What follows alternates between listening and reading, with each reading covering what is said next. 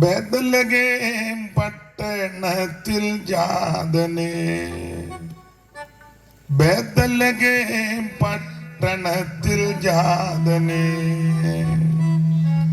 ബേത്ലഹേം പട്ടണത്തിൽ ജാതനെ, ബേത്ലഹേം പട്ടണത്തിൽ ജാതനെ. ജ്ഞാനികൾക്കുള്ളിരിക്കും, ജ്ഞാനികൾക്കുള്ളിരിക്കും വേദവേദാന്തനെ, ബേത്ലഹേം പട്ടണത്തിൽ ജാതനെ. നിർത്താനല്ല, അതിന്റെ ശബ്ദം ഇച്ചിരി കുറച്ചേച്ച് ഇതെത്താം.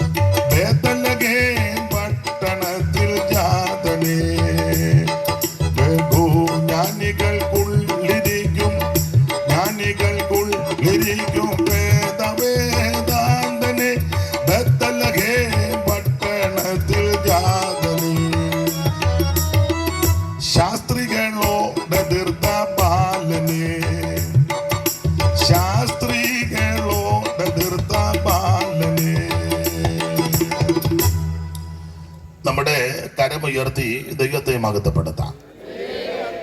ഇടയ്ക്ക് ചിലപ്പോൾ രണ്ട് ശീലി പാട്ട് പാടും, നിങ്ങൾ സഹായിക്കണം. എൻ്റെ ശബ്ദം മേളിൽ നിൽക്കണം, ശബ്ദം കൊള്ളുകയല്ല, എന്നാൽ ഇത് മേളിൽ നിൽക്കണം. ഇതിൻ്റെ എല്ലാം ശബ്ദം ഇതിന് കീഴിൽ നിൽക്കണം. അത് വേദപുസ്തകത്തിൻ്റെ പ്രമാണം അങ്ങനെ. സംഗീതക്കാര് മുൻപിലും വീണക്കാര് പിമ്പിൽ. ഇപ്പം എല്ലായിടത്തും വീണക്കാരാ മേളിൽ കയറി നിൽക്കുന്നത്. അതുകൊണ്ട് ഏത് പാട്ടാന്ന് പോലും നമുക്കറിയാൻ മേല. നമ്മൾ പറഞ്ഞ ഉടനെ അവന്മാരിൽ മിക്കവരും ഫേസ്ബുക്ക് കൂടി അങ്ങ് കൊല്ലുക. എനിക്ക് പിന്നെ ഇതൊന്നും വിഷയമല്ല. പണ്ട് ടി.വി. തോമസിൻ്റെ ഭാര്യ പറഞ്ഞ പോലെ, അമ്മ പറഞ്ഞതുപോലെ, കടക്കം വെള്ളം വന്നപ്പം പമ്പയാറ് നീന്തി കയറി. എനിക്ക് പിന്നെ കൈത്തോട് വലിയ വിഷയമൊന്നുമല്ല. അപ്പം ഫേസ്ബുക്കോ വാട്സപ്പോ യൂട്യൂബോ ഒന്നും എനിക്ക് വിഷയമല്ല. കാരണം അതിനകത്തൂടെ നമ്മൾ കയറി വന്നതാണ്. അതുകൊണ്ട് ഞാനത് കാര്യമാക്കുന്നുമില്ല. ഇന്ന് രാത്രി ദൈവവചനത്തിൽ നിന്ന് വളരെ ലളിതമായി ശാന്തമായി ചില കാര്യങ്ങൾ ചിന്തിക്കാൻ പോവുക. അതിന് അടിസ്ഥാനമായിട്ട് വായിച്ചത് മീഖ പ്രവചനം 5-ാം അധ്യായത്തിന്റെ 2-ാം വാക്യമാണ്.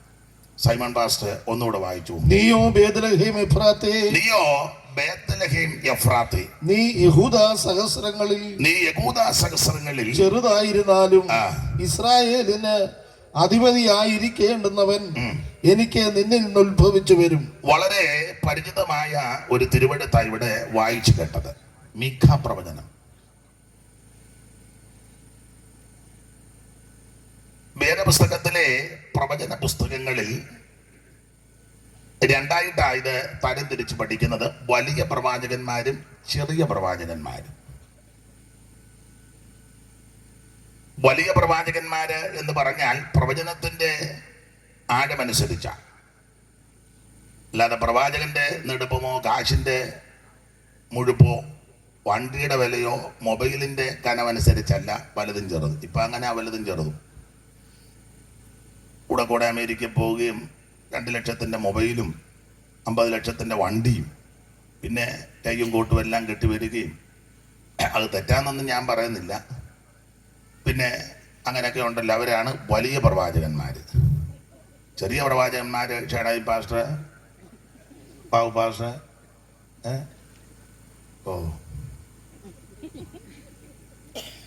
നമ്മളെല്ലാം അങ്ങനെ തരംതിരിച്ചു വച്ചിരിക്കുന്നത്. ഇവിടെ പല വലിയവരെന്ന് പറയുന്നവരും അവിടെ ആണുകളെന്ന് ഞാൻ പറയുന്നില്ല, അവിടെ ചെറുതായിരിക്കും. ഇവിടെ ചെറിയവരായി നമ്മൾ ഗണിക്കുന്ന പലരും അവിടെ നക്ഷത്രങ്ങളെ പോലെ ശോഭിക്കും. അങ്ങനെ വേദപുസ്തകത്തില്. അപ്പൊ നിത്യ നിന്ദയ്ക്കും ലജ്ജയ്ക്കും ഒക്കെ ഇടയായി തീരുമെന്ന അങ്ങനെ അതിലെ പുസ്തകത്തിൽ വാക്യം, നക്ഷത്രവും തമ്മിൽ തേജസ് കൊണ്ട് വ്യത്യാസമുണ്ട്. അതാണെന്നറിയാം. എന്തായാലും ഇവിടെ വലിയ പ്രവാചകന്മാരും ചെറിയ പ്രവാചകന്മാരും തരംതിരിച്ചു പഠിക്കുക. ചെറിയ പ്രവാചകന്മാരുടെ നിരയിൽ പെട്ട ഒരു വ്യക്തിയാണ് മീഖ. ഈ മീഖ പ്രവചനത്തിന് ധാരാളം വിശേഷതകളുണ്ട്. എല്ലാം ഭാഗത്തേക്കും പോകുന്നില്ല. അതിലെ പ്രധാനപ്പെട്ട വിശേഷതയാ നമ്മളിപ്പം വായിച്ച വാക്യം എന്ന് പറഞ്ഞാൽ, ലോകരക്ഷകനാകുന്ന യേശു ക്രിസ്തു എവിടെ ജനിക്കുമെന്ന് കൃത്യം പ്രവചിച്ചയാളാ മീഖ. യേശു ക്രിസ്തു ജനിക്കുമെന്ന് പ്രവാചകന്മാര് പലരും പറഞ്ഞിട്ടുണ്ട്. യേശു ക്രിസ്തുവിന്റെ വരവിനെ പരാമർശിക്കുന്ന വാക്യങ്ങളും വേദപുസ്തകത്തിൽ ധാരാളമുണ്ട്. നമുക്കറിയാം, ഉൽപ്പത്തി പുസ്തകത്തിൽ 5-ാം അധ്യായത്തിൽ ഒരു വ്യക്തിയുണ്ട്, ഹാനോക്ക് ഒരിക്കൽ പ്രവചിച്ചു യേശുവിന്റെ 2-ാം വരവിന്റെ 2-ാം ഘട്ടം. അതാ യൂദാ 14. ഒന്ന് വായിച്ചു. ഇന്ന് സൈമൺ പാസ്റ്റർ മിക്കവാറും വാക്യം വായിച്ചു ഊപ്പാട് വരും. വേറെ ആരെങ്കിലും ഉണ്ട് ചെടികടാന്ന് വായിക്കാവോ, അതോ എല്ലാവരും വിളിക്കണം? നമുക്ക് യൂദാ 14.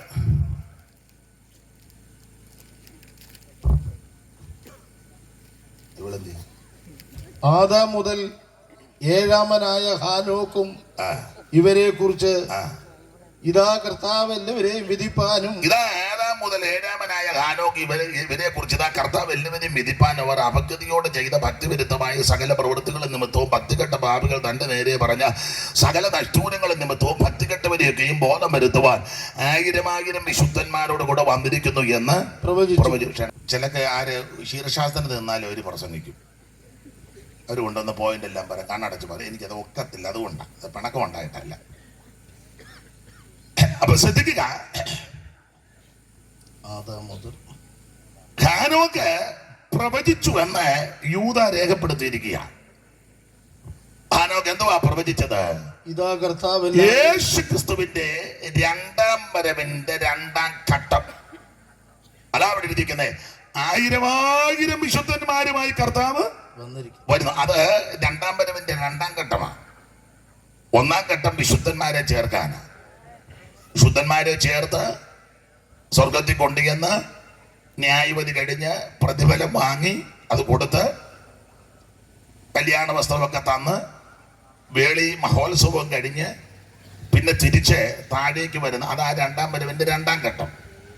വെളിപ്പാട് പുസ്തകം 1-ാം അധ്യായത്തിന്റെ 7-ാം വാക്യവും അതുപോലെ തന്നെ 19-ാം അധ്യായത്തിന്റെ 11 മുതലുള്ള തിരുവെടുത്തുകളൊക്കെ ചേർത്ത് പഠിക്കുമ്പോൾ 2-ാം വരവിന്റെ 2-ാം ഘട്ടമാണ്. ഇതാവൻ മേഘാരൂഢനായി വരുന്നു. അത് വെളിപ്പാട് 1-ന്റെ 7 അല്ലയോ? അപ്പൊ ചുരുക്കി പറഞ്ഞാൽ, എനിക്ക് മൈക്ക് ഒരു സുഖമായിട്ട് വരുന്നില്ലല്ലോ, ചൂടൊന്നും. എന്തോ ജോഷി എന്തോ അതിന് പറഞ്ഞു കൊടുക്കുന്നു. ദൈവത്തിന് മഹത്വം. ചുരുടെന്നോ.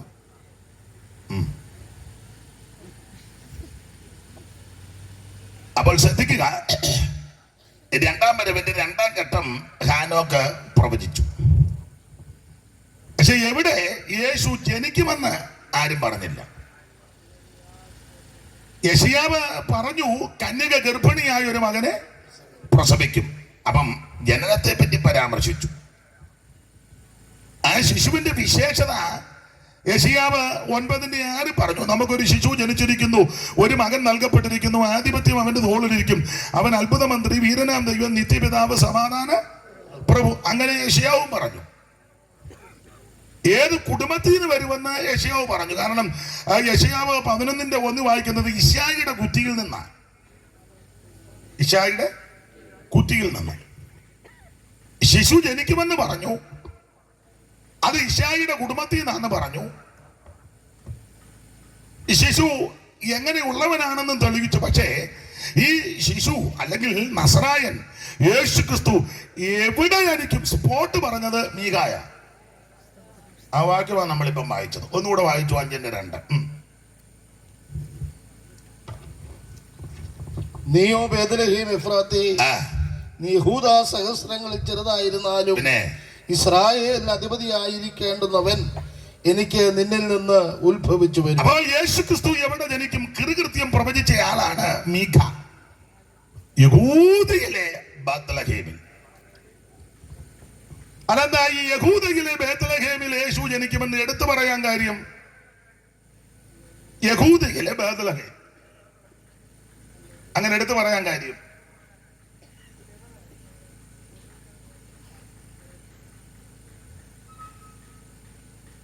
യഹൂദയുടെ ബേത്ലഹേമിൽ ജനിക്കുമെന്ന് പറയാൻ കാര്യം ബേത്ലഹേം വേറെ ഉണ്ട്, ഒന്നല്ല പലതുണ്ട്.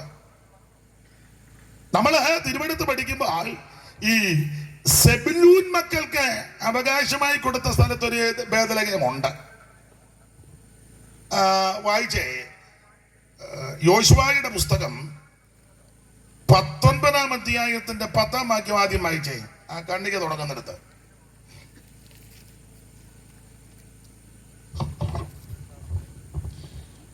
അവരുടെ അതിർ പടിഞ്ഞാറോട്ട് മരലിയിലേക്ക് കയറി ദബ്ബേശേക്ക് വരെ ചെന്ന്. ഏതാ വായിക്കുന്നത്? 19:11. 10 ഞാൻ പറഞ്ഞു. സെബൂലൂൻ മക്കൾക്ക് കുടുംബമായി, സെബൂലൂൻ മക്കൾക്ക് കുടുംബമായി മൂന്നാമത്തെ നറുക്ക് വന്നു. സെബൂലൂൻ മക്കളുടെ നറുക്ക അവരുടെ അവകാശ ഭൂമിയെ പറ്റി പറയുക. എല്ലാം വായിക്കാൻ നേരമില്ല. അപ്പൊ അങ്ങനെ സെബൂലൂൻ മക്കൾക്ക് അവകാശമായി കിട്ടുന്ന ആ സ്ഥലത്തിന്റെ പേരുകൾ അങ്ങനെ പറഞ്ഞു വന്ന. ഇനി അതിന്റെ 14 വായിരേ. പിന്നെ ആ അതിർ ഹന്നാദോന്റെ വടക്കുവശത്ത് തിരിഞ്ഞ് ഇബ്താഗ് ഏൽ താഴ്വരയിൽ അവസാനിക്കുന്നു. അടുത്തത് കത്താത്ത്, നഹല്ലാൽ, ശിമ്രോൻ, ഇഥല, ബേത്ലഹേം മതി. അപ്പോൾ സെബൂലൂൻ മക്കളുടെ അവകാശത്തിൽ ഒരു ബേത്ലഹേം ഉണ്ട്. അതുകൊണ്ടാണ് ഇവിടെ എടുത്ത് തെളിയിച്ചു പറഞ്ഞത് യഹൂദയിലെ ബേത്ലഹേം. തെറ്റരുത്. ഒരു പേര് തന്നെ പല സ്ഥലത്തില്ലേ? ഇപ്പൊ തന്നെ നമ്മൾ ഈ ദേശമായിട്ട് പറയാം, കഞ്ഞിക്കുഴി തന്നെ എത്ര എണ്ണം ഉണ്ട്? കോട്ടയം കഞ്ഞിക്കുഴി, ഇടുക്കി കഞ്ഞിക്കുഴി, ആലപ്പുഴ കഞ്ഞിക്കുഴിയുടെ ഞാൻ നിലമ്പൂർ പോയപ്പം ഷോർട്ട് കട്ട് കയറിയപ്പോൾ അവിടെ ഒരു കഞ്ഞിക്കുഴി. ഇപ്പൊ തന്നെ നമുക്ക് 4 എണ്ണം അറിയാം, വേറെ കാണുമായിരിക്കാം. എന്ന് പറഞ്ഞതുപോലെ ബേത്ലഹേം പലതുണ്ട്. ഇപ്പോൾ ഇവിടെ വായിച്ചു കേട്ടത് സെബൂലൂൻ മക്കളുടെ അതിരിൽ അവകാശത്തിൽ ഒരു ബേത്ലഹേമുണ്ട്. അതുകൊണ്ട് ക്ലിയറായിട്ട് പറഞ്ഞിരിക്കുന്നത് ആ ബേത്ലഹേമിലല്ല, മറിച്ച് യഹൂദയിലെ ബേത്ലഹേമിൽ ദൈവത്തിന്റെ മകത്ത് യേശു ക്രിസ്തു ജനിക്കും. അപ്പോൾ ക്രിസ്തുവേശുവിന്റെ തിരുപ്പിറവി എവിടെയാണെന്ന് കൃത്യം സ്ഥലനാമം പ്രവചിച്ച പ്രവാചകനാണ് മീഖ. മീഖ പ്രവചനത്തിന്റെ വേറൊരു പ്രത്യേകത, നമുക്കെല്ലാം പരിചിതമുള്ളൊരു വാക്യം ഈ മീഖ പ്രവചനത്തിലാണ്. ഒരു വ്യത്യാസവുമില്ല, എല്ലാവരും പാപം ചെയ്തെന്ന. ആ പാപികളെ രക്ഷിപ്പാൻ പാപമില്ലാത്ത പരിശുദ്ധനായ യേശു ക്രിസ്തു സ്വർഗമഹിമകൾ വിട്ട് ഈ താണലോകത്തിലേക്ക് ഇറങ്ങി വന്നു. സ്വർഗം വിട്ട് ഇറങ്ങി വന്നു, സ്വർഗമഹിമകൾ വെടിഞ്ഞു, ഏഴയ്ക്ക് വേണ്ടി യേശുയാഗമായി. സ്വർഗം വിട്ടിറങ്ങി വന്നു, സ്വർഗമഹിമകൾ വെടിഞ്ഞു, ഏഴയ്ക്ക് വേണ്ടി യേശുയാഗമായി. നിന്ദകളും പടികളും തുതികളും സഹിച്ച് നിന്ദിതനായവൻ കടന്നുപോയി.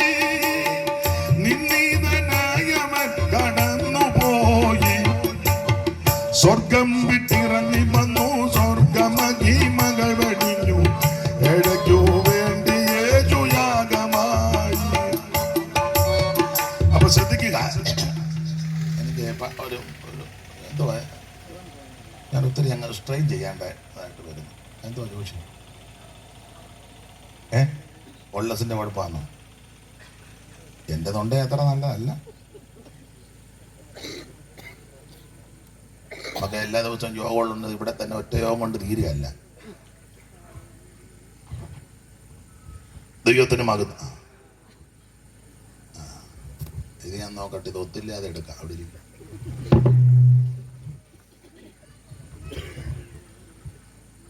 അപ്പൊ ശ്രദ്ധിക്കുക, ഇത് വലിയ തിരക്കേടില്ല. ഈ പരുവത്തിൽ നിൽക്കട്ടെ. ഇനി അതിൽ നിന്നും വെച്ച് തിരിക്കരുത്. ഒരു പരുവത്തിൽ കൊണ്ടുവരുക. ഹലോ. അപ്പൊ ശ്രദ്ധിക്കുക, എന്തിനിപ്പോ കലോന്ന് വെച്ചു? ആരാ വെച്ചു? ഇത് മതി. ചെമ്പടപ്പിന് ഇപ്പറേ കൊച്ചടപ്പ് വേണ്ട.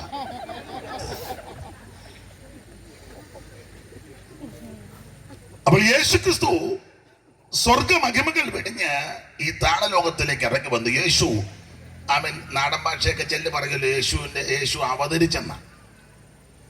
അത് വേറെ ചില പ്രയോഗത്തിന്റെ വെളിച്ചത്തില യേശു കന്യാസൂനുമായി ഭൂമിയിൽ അവതരിച്ചു. കാരണം ഹൈന്ദവ പുരാണം പഠിപ്പിക്കുന്നത് 10 അവതാരമുണ്ടെന്ന. മത്സ്യകൂർമ്മ, വരാഗസ്യ, നരസിംഹസ്യ, വാമന, രാമോ, രാമരാമച്ച കൃഷ്ണകൾക്ക് ജനാർദ്ദനാണ് 10 അവതാരം, മത്സ്യം മുതൽ കൽക്കി വരെ. എന്നാൽ അങ്ങനെ ഒരു അവതാരമോ ജനനവുമല്ല യേശുക്രിസ്തുവിന്റെ ജനനം. വളരെ വ്യത്യസ്തമാണ്. അവിടുന്ന് മുൻപ് ഉണ്ടായിരുന്നവനാ. ആ ദൈവത്തോടുള്ള സമത്വം മുറുകെ പിടിച്ചു കൊള്ളണമെന്ന് വിചാരിക്കാൻ അവിടുന്ന് ദാസരൂപമെടുത്ത് വേഷത്തിൽ മനുഷ്യനായി. മനുഷ്യനെ രക്ഷിക്കാൻ ആ മനുഷ്യരൂപം എടുത്ത് വന്നേ. അല്ലാതെ മൂരിക്കടാവ് വരും പോലെ വന്നാവുന്ന നമ്മൾ രക്ഷപ്പെടുകയാണ്. മനുഷ്യനെ രക്ഷിക്കാൻ മൂരി ഇറങ്ങി വന്ന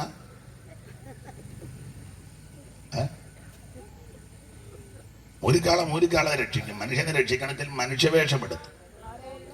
വേഷത്തിൽ മനുഷ്യനായി കാണപ്പെട്ടോനെ, വേഷത്തിൽ മനുഷ്യനായി പാട് ജോഷിയെ ഞാനെല്ലാം മൂടി കെട്ടിയിരിക്കുന്നു. ഓ വയ്യേ, എന്നാ അവിടെ ഇരുന്നു. മോക്കറിയില്ല പാട്ട്.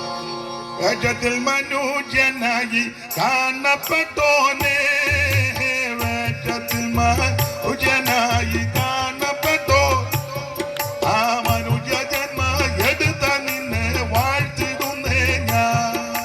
മനുഷ്യ ജന്മം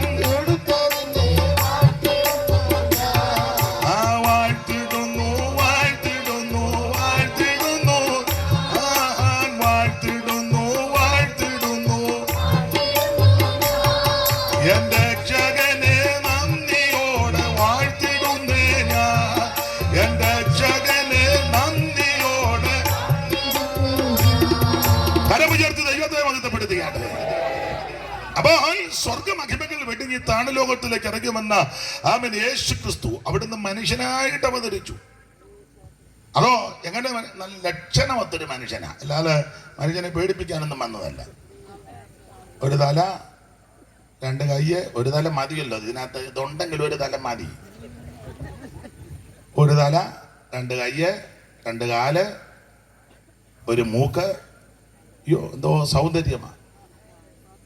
അവിടുത്തെ അംഗപ്രത്യംഗ വർണ്ണന ഉത്തമഗീതത്തിൽ അലങ്കാര ഭാഷകൾ രേഖപ്പെടുത്തിയിട്ടുണ്ട്. വായിച്ച് 5:10 മുതൽ ഈ ശൂലേമി ദൈവത്തിന്റെ മഹത്വം തന്നെ രക്ഷിച്ച പ്രാണപ്രിയനെ പറ്റി പാടി പറഞ്ഞ് പുലമ്പി തുള്ളി ചാടിയിരുന്നപ്പോൾ ശലോമോന്റെ വെപ്പാട്ടികളും മറ്റു പെണ്ണുങ്ങളെല്ലാം കൂടെ വന്ന് ചോദിച്ചു, അങ്ങമ്മേ നീ ആരെ പറ്റിയായി പാടുന്നെന്നാ പറഞ്ഞ്. എന്നെ വീണ്ടെടുത്ത എന്റെ രക്ഷകനെ പറ്റിയാ. അപ്പൊ അവർ ചോദിച്ചു, നിന്റെ പ്രിയന് മറ്റു പ്രിയന്മാരെക്കാൾ വിശേഷത വല്ലതും ഉണ്ട്? അവള് പറഞ്ഞു, മുഴുവൻ വിശേഷതയാ, അതൊന്നും എന്റെ നാവ് കൊണ്ട് വർണ്ണിക്കാനൊക്കത്തില്ല. പണ്ട് കവി പറഞ്ഞതുപോലെ ശേഷനായെങ്കിൽ വർണ്ണിപ്പിൻ ശേഷിയാതെ ഭവൽ ഗുണം എന്ന് പറഞ്ഞാൽ അങ്ങനെയൊക്കെ ഒക്കുള്ളൂ. പക്ഷെ ഇത് ഒക്കത്തില്ല. എങ്കിലും ചോദിച്ചു, എന്താ നിന്റെ പ്രിയന്റെ വിശേഷത? ആ വിശേഷതയാ 5:10 മുതൽ വായിച്ചു. പ്രിയൻ വെണ്മയും ചുവപ്പുള്ളവൻ 10,000 പേരിൽ അതിശ്രേഷ്ഠൻ തന്നെ. എന്റെ പ്രിയന് വെണ്മയും ചുമപ്പുമുള്ളവൻ അവിടുത്തെ അംഗപ്രത്യംഗ വർണ്ണനയാ. 10,000-ങ്ങളിൽ ശ്രേഷ്ഠൻ. പിന്നെ 10,000 പേരിൽ അതിശ്രേഷ്ഠൻ തന്നെ. അവന്റെ ശിരസ് അതിവിശേഷമായ തങ്കം. ശിരസുകളെന്നല്ല, ശിരസ് ഏകവചനമാണ്, ഒരു തലയേ ഉള്ളത്. പിന്നെ അവന്റെ ശിരസ് അതിവിശേഷമായ തങ്കം. അതിവിശേഷമായ തങ്കം, ലോകങ്ങളിൽ ഏറ്റവും മേത്തരമായ തങ്കം എന്ന് പറഞ്ഞാൽ തല തങ്കം എന്ന് പറഞ്ഞാൽ അത്ര ശ്രേഷ്ഠമുള്ളതാ. പിന്നെ അവന്റെ കുറുനിരകൾ ചുരുണ്ടും കാക്കയെ പോലെ കറുത്തുമിരിക്കുന്നു. അവന്റെ കണ്ണ് നീർത്തോടുകളുടെ അരികത്തുള്ള പ്രാവുകൾക്ക് തുല്യം. അതെ, സമയം പോയത് കൊണ്ട് വായിപ്പിക്കുന്നില്ല. താഴോട്ട് മുഴുവൻ അവിടുത്തെ എന്റെ ഭാഷ പറഞ്ഞ തലമുടി മുതൽ നഖം വരെ അങ്ങോട്ട് വർണ്ണിച്ചു.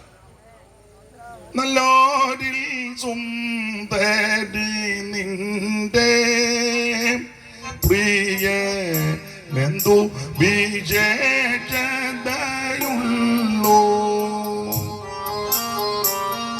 നല്ലോരിൽ സുന്ദരി നിന്റെ പ്രിയനെന്തു വിശേഷതയുള്ളൂ.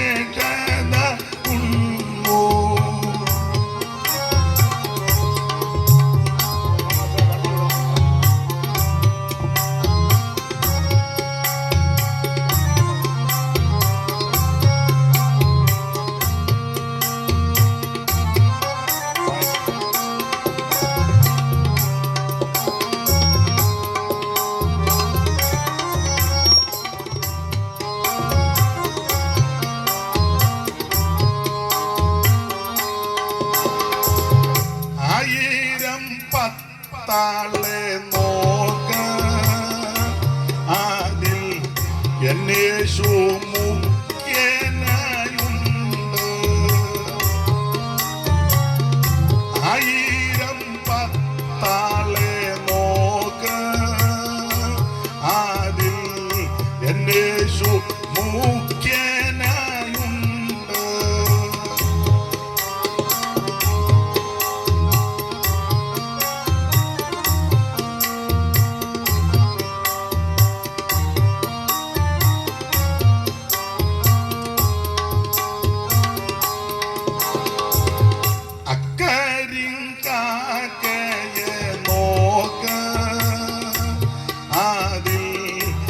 യേശുവിൻ മുടിയുണ്ട്.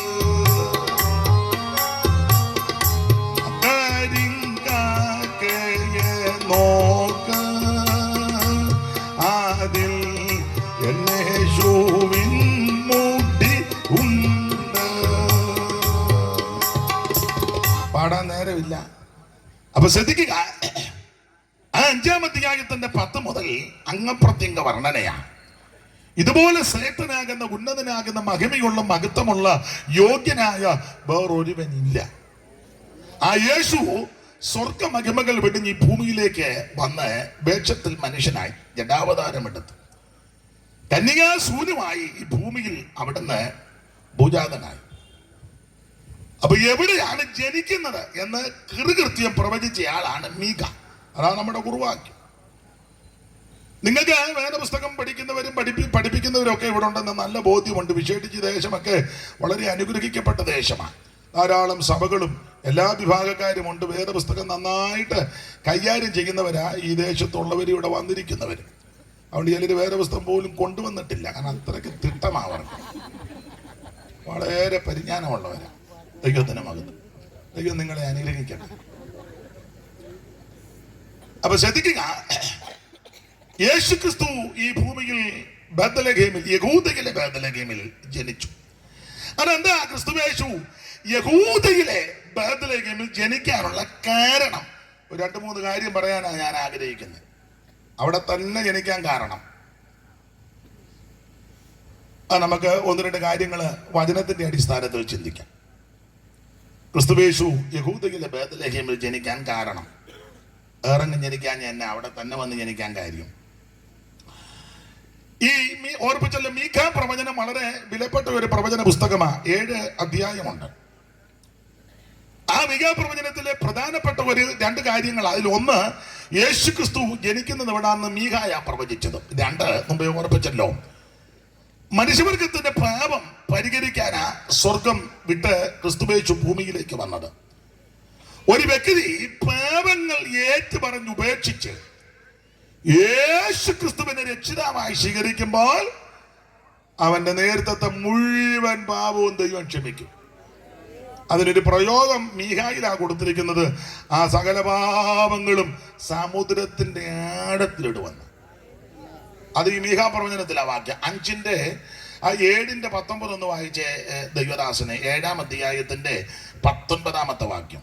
അവൻ നമ്മോട് വീണ്ടും കരുണ കാണിക്കും. അവിടുന്ന് നമ്മോട് വീണ്ടും കരുണ കാണിക്കും. പിന്നെ നമ്മുടെ അകൃത്യങ്ങളെ ചവിട്ടിക്കളയും. നമ്മുടെ അകൃത്യങ്ങളെയെല്ലാം ചവിട്ടിക്കളയും. അവരുടെ പാപങ്ങളെയൊക്കെയും നീ സമുദ്രത്തിന്റെ ആഴത്തിലിട്ട് കളയും. അവരുടെ പാപങ്ങൾ മുഴുവൻ നീ സമുദ്രത്തിന്റെ ആഴത്തിലിട്ട് കളയും. ഇന്ന് രാത്രി ഏത് മഹാപാപിയാണെങ്കിലും ഏത് കൊടുംപാപം ചെയ്തവനാണെങ്കിലും നിന്റെ അകൃത്യങ്ങളുടെ രക്താംബരം പോലെ ഇരുന്നാല്, എത്ര കടുചുമപ്പായിരുന്നാല്, ഇന്ന് രാത്രി പാപങ്ങൾ ഏറ്റുപറഞ്ഞ് ഉപേക്ഷിച്ച് യേശുവായിട്ട് നിരപ്പ് പ്രാപിച്ച് യേശുവിനെ ഉള്ളത്തിൽ ഏറ്റെടുക്കുമ്പോൾ നീ ചെയ്തു കൂട്ടിയ മുഴുവൻ അക്രമങ്ങളും അനീതികളും പാപങ്ങളും മുഴുവൻ ക്ഷമിച്ച് അത് മുഴുവൻ സമുദ്രത്തിന്റെ ആഴത്തിലിട്ട് കളയും. പിന്നെ അത് ഓർക്കത്തില്ല. അതാ ഈ പുസ്തകത്തിലെ വിശേഷത. മാത്രമല്ല ഈ പുസ്തകത്തിന് വേറൊരു വിശേഷത.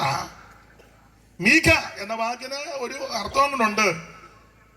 ദൈവത്തോട് സമൻ ആരുള്ളൂ? ദൈവത്തോട് തുല്യൻ ആരുള്ളൂ? എനിക്ക് ഒരു പാട്ട് ഇഷ്ടമാണ്, പക്ഷെ അറിയത്തില്ല ആ പാട്ടിന്റെ വരി. തുല്യൻ ചൊല്ലാൻ പാടിക്കാൻ മോളെ ഒരു വരി. ആ മൈക്ക് ക്ഷേണായി പാസ്റ്റ് കൊടുക്കും. പാടുമോ? അങ്ങോട്ട് കൊടുക്കും. പാട്, പെട്ടെന്ന് പാട്, സമയം പോകുന്നു.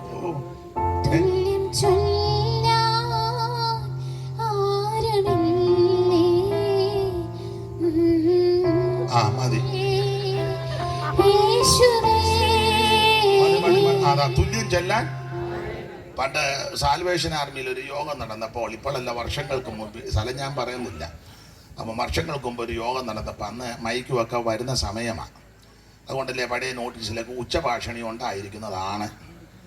അപ്പോൾ അന്നത്തെ കാലമാണ്. അപ്പോൾ അവിടെ പാട്ടുകാരെയെല്ലാം കൂടെ സെലക്ട് ചെയ്ത് സഹോദരിമാരാണ് നിന്ന് പാടുന്നത്. ഒരു 10-12 പേര് നന്നായിട്ട് പാടും. അപ്പോൾ അവരെ പാട്ടുമൊക്കെ സെലക്ട് ചെയ്ത് നിർത്തി.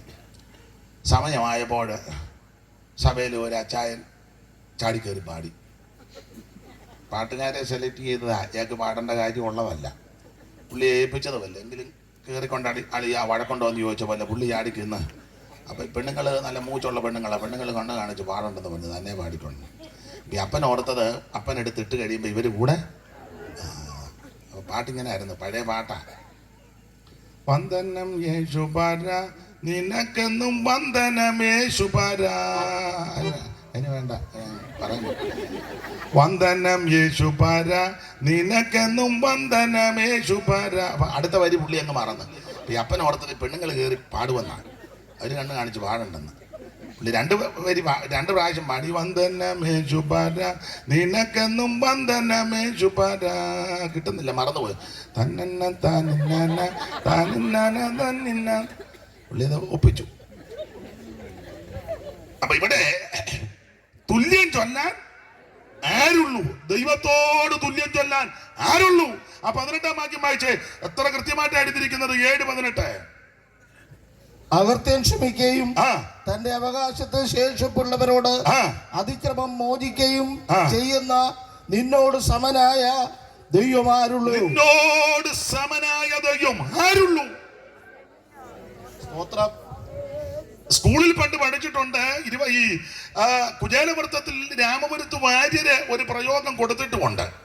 ആ വരി ഇങ്ങനെ: മൂർത്തി 3 കോടി ദേവന്മാരും ഇന്ന് മൂർത്തിയായി മുപ്പാരിനു വിളക്കുമായി മാർത്താണ്ഡാഖ്യയായിരിക്കും പ്രത്യക്ഷ ദേവതയുടെ മഹാത്മ്യമോർത്തിട്ടു മനസുരുകിടുന്നു.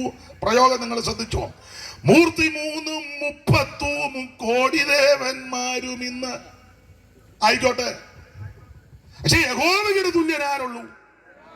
ഒന്നുകൂടെ വാക്യം വായിച്ചേ പാസ്റ്ററെ. അകൃത്യം ക്ഷമിക്കുകയും അകൃത്യം ക്ഷമിക്കുകയും തന്റെ അവകാശത്തിന് ശേഷിപ്പുള്ളവരോട് അതിക്രമം മോചിക്കുകയും അതിക്രമങ്ങൾ മോചിക്കുകയും ചെയ്യുന്ന നിന്നോട് സമനാരുള്ളൂ. ഇന്ന് രാത്രി എന്നെ കേൾക്കുന്ന പ്രിയരെ, ദൈവത്തോട് സമനുള്ളവൻ ആരുണ്ട്? ആരുമില്ല. എന്താ ഈ ദൈവത്തിന്റെ പ്രത്യേകത? ഒത്തിരി ഉണ്ട്. അവിടത്തോട് തുല്യപ്പെടുത്താൻ ആരുമില്ല. അതിന് ഒന്ന് രണ്ട് കാര്യം പറയാം. ദൈവത്തോട് സമൻ തുല്യപ്പെടുത്താൻ ആരുണ്ട്? ആരുമില്ല. ഇപ്പോഴാണ് ഇഷ്ടം പോലെ ദൈവങ്ങൾ, ആണുങ്ങളും പെണ്ണുങ്ങളും എല്ലാം ദൈവം കളിക്കുക. തള്ളമാർക്ക് ആ കാശ് കൂടുതൽ, ഉള്ളവന്മാരിക്കുക ദൈവം കളിച്ച് കായ് വന്ന് കൂടുക. ഇഷ്ടം പോലെ കാശ. ആണുങ്ങളും അത്ര പുറകോട്ടല്ല. നാളെ ഒരാൾ പറഞ്ഞ എവിടെ പോവാന്ന്? ദൈവം ചാന്തേടൊക്കെ പോവാന്ന്. ചാന്ത ദൈവമായി, ആന്തമ്മ ദൈവം. ഞാൻ പണ്ട് ഒരിക്കല് കോട്ടയത്തിനപ്പുറം ഒരു യോഗത്തിന്, സ്ഥലം പറയുന്നില്ല, ബസ് കയറാൻ നിൽക്കുക. അപ്പം എന്നോട് ചോദിച്ചു എവിടെ പോകുന്ന? ഒരാൾ വന്ന് എവിടെ പോകും? ഞാൻ പിന്നെ അടുത്തൊരു പ്രാർത്ഥനയ്ക്ക്. ഓ, ദൈവം തങ്കയുടെ വീട്ടിലാണ്. അപ്പൊ തങ്ക വരെ ദൈവമായി, ചാന്തമ്മ അവിടെ ദൈവമായി, തങ്ക ഇപ്പറേ ദൈവമായി. ഇച്ചിരി കഴിയുമ്പോൾ അങ്ങ് ആകുക. ദൈവത്തോട് തുല്യം ചാന്ത വല്ലതും വരുമോ? തങ്ക വല്ലതും ദൈവത്തോട് ഒക്കുമോ? അവിടെ മാമൂട്ടിനെ പറയുന്നത് ദൈവം പടിയെന്നും പറഞ്ഞ ദൈവം പടി. എന്നാൽ സർവജ്ഞനായ ദൈവത്തോട് തുല്യപ്പെടുത്താൻ ആരുമില്ല, ഇല്ലെന്ന്. അതെന്നാ? അയ്യോ, അവിടത്തോട് തുല്യപ്പെടുത്തുവാൻ ആരുമില്ല, സമനായിട്ട് ആരുമില്ല. എന്തുവാ അവിടുത്തെ വിശേഷത? ഒന്ന്, ധാരാളം ദൈവങ്ങളുണ്ടല്ലോ. മനുഷ്യനെ എല്ലാം പിടിച്ച് ദൈവങ്ങളാക്കുക, ആണും പെണ്ണും എല്ലാം ദൈവം കളിക്കുക. അപ്പോൾ സാക്ഷാൽ ദൈവത്തോട് തുല്യപ്പെടുത്താൻ ആരുമില്ല, ദൈവം ഒരുവനേ ഉള്ളൂ. ആ വെളിപ്പാട് ശ്രീനാരായണ ഗുരുവിനുണ്ടായിരുന്നു. ആ നല്ല മനുഷ്യൻ നന്നായിട്ട് പറഞ്ഞു, ഒരു ജാതി, ഒരു മതം, ഒരു ദൈവം. ഇത്ര കൃത്യമായിട്ട് അദ്ദേഹം പറഞ്ഞു. യാക്കോബിന്റെ ലേഖനത്തിലും അങ്ങനെ, ദൈവം ഒരുവനേ ഉള്ളൂ. അത് പിശാചുക്കൾ വിശ്വസിക്കുകയും വിറയ്ക്കുകയും ചെയ്യുന്ന ചത്തമർത്തിയാത്മാക്കൾ ദൈവം എന്നു നിരൂപിക്കേണ്ടാരും. ചത്തമർത്തിയാത്മാക്കൾ ദൈവം എന്നു നിരൂപിക്കേണ്ടാരും. 100 ദൈവങ്ങൾ സത്യദൈവം ഒന്നേയുള്ളൂ.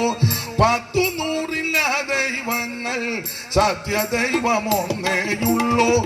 ഏക സത്യദൈവമേയുള്ളൂ. ഭൂവാസികളെ ഏക സത്യദൈവമേയുള്ളൂ. ഭൂവാസികളെ ഏക സത്യദൈവമേയുള്ളൂ. ഏക സത്യദൈവം ഒന്ന്, ഏക രക്ഷിതാവും ഒന്ന്. ഏക സത്യദൈവം ഒന്ന്, ഏക രക്ഷിതാവും ഒന്ന്. ഏക സത്യവേദമൊന്ന്, ഏക രക്ഷാമാർഗമൊന്ന്. ഏക സത്യവേദമൊന്ന്, ഏക രക്ഷാമാർഗമൊന്ന്. ഏക സത്യ ദൈവമേയുള്ളൂ. ഭൂവാസികളെ ഏക സത്യ ദൈവം. ഭൂവാസികളെ ഏക സത്യ. ഈ ദൈവത്തോട് സമനായിട്ട് ആരുമില്ല. അതെന്താ? ഒന്ന്, ഇതുപോലെ സ്നേഹിക്കുന്ന വേറൊരു ദൈവമില്ല. വേറെ ആരെയൊന്ന് തുലനപ്പെടുത്തും? ഞാൻ ഒറ്റ വാക്കിലൊക്കെ പറയും, എന്തെല്ലാം കൊന്തറാക്കൊള്ളു ഒപ്പിച്ചു വന്നിരിക്കുകയല്ലേ ഇല്ലേ? സ്നേഹമുള്ളത് കൊണ്ടാണ്. അല്ല നിന്നെ കണ്ടിക്കുന്ന ദൈവമാണെങ്കിൽ ഈ യോഗത്തിനെല്ലാം നീ ഒരു യോഗത്തിനും വരികയല്ല. അല്ല തന്നെത്താ നമുക്ക് നമ്മുടെ കാര്യം എന്തെല്ലാം നാശകോടാലി ഒപ്പിച്ചായി വന്നെന്ന് പമ്മിയിരിക്കുന്നേ, എന്നിട്ടും ഇരിക്കുകയല്ലേ, അത് ഇരുത്തുകയല്ലേ? ഇതുപോലെ സ്നേഹമുള്ള ആരുണ്ട്? അതുപോലെ ഒന്ന് തുലനപ്പെടുത്താവോ വേറെ ആരെയും? മാത്രമല്ല, ഈയിടെ അടുത്ത കാലത്ത് എനിക്ക് വേണ്ടപ്പെട്ടൊരു വീടാണ്. ഞാൻ അവിടെ ചെന്നപ്പോൾ അവിടെ പാമ്പ് കയറി, വീട്ടിലെ പാമ്പ്. അന്നേരം അവിടുത്തെ കൊച്ചൻ പറഞ്ഞു കൊടുക്കാഞ്ഞതിന് വന്നതാന്ന്. അങ്ങനെയാണ് ഇതിനകത്ത് മുഴുവൻ പാമ്പ് കിടന്നിപ്പോൾ കിടന്ന് കുഴഞ്ഞേനെ. എന്തെല്ലാം ഏറ്റേച്ചാവാൻ നീ പമ്മി ഇരിക്കുന്നത്. 31 ഊപ്പാട് വന്നേച്ച് വന്നിരിക്കുക ഇല്ലേ? എൻ്റെ മേട നേർച്ച എന്തെല്ലാം കാര്യങ്ങൾ ഏറ്റു. അത് പലതും കൊടുത്തുമില്ല, ചെയ്തത് ഒത്തിട്ടുമില്ല. എന്നിട്ടും ഇന്ന് രാത്രി ഇരുത്തിയിരിക്കുക. ഈ ദൈവത്തോട് സമനാരുള്ളു? മാത്രമാണോ നിന്റെ പാപം മോചിക്കുന്ന ദൈവം? അതുപോലെ വേറെ ആരുണ്ട്? എത്ര അകൃത്യങ്ങൾ, എത്ര രക്താംബരം പോലെ ഇരുന്നാലും, കടിച്ചുമപ്പായിരുന്നാലും അത് ഹിമം പോലെ വെളുപ്പിക്കുവാൻ പര്യാപ്തമായ പരിശുദ്ധ രക്തമാ യേശുവിന്റെ രക്തം. ഈ ദൈവത്തെ പോലെ ആരുള്ളൂ? ശുദ്ധിക്കായി നീ യേശു സമീപേ പോയോ, കുളിച്ചോ കുഞ്ഞാട്ടിൻ രക്തത്തിൽ, പൂർണ്ണശ്രേയം ഈ നിമിഷം തൻ കൃപ തന്നിൽ വച്ചോ, ശുദ്ധി ആയോ നീ, കുളിച്ചോ കുഞ്ഞാട്ടിൻ ആത്മശുദ്ധി നൽകും രക്തത്തിൽ,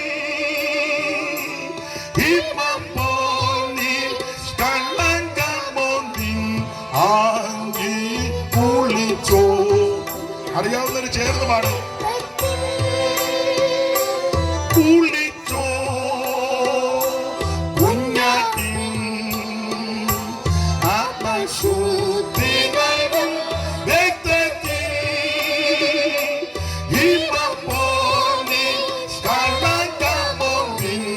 ആങ്കി കുളിച്ചോ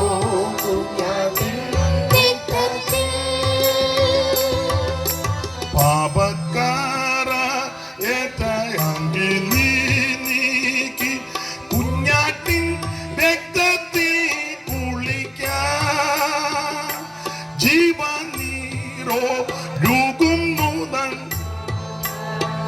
ആയി കുളിച്ചു ശുദ്ധിയായിടുക, കുളിച്ചോ കുഞ്ഞാട്ടിൻ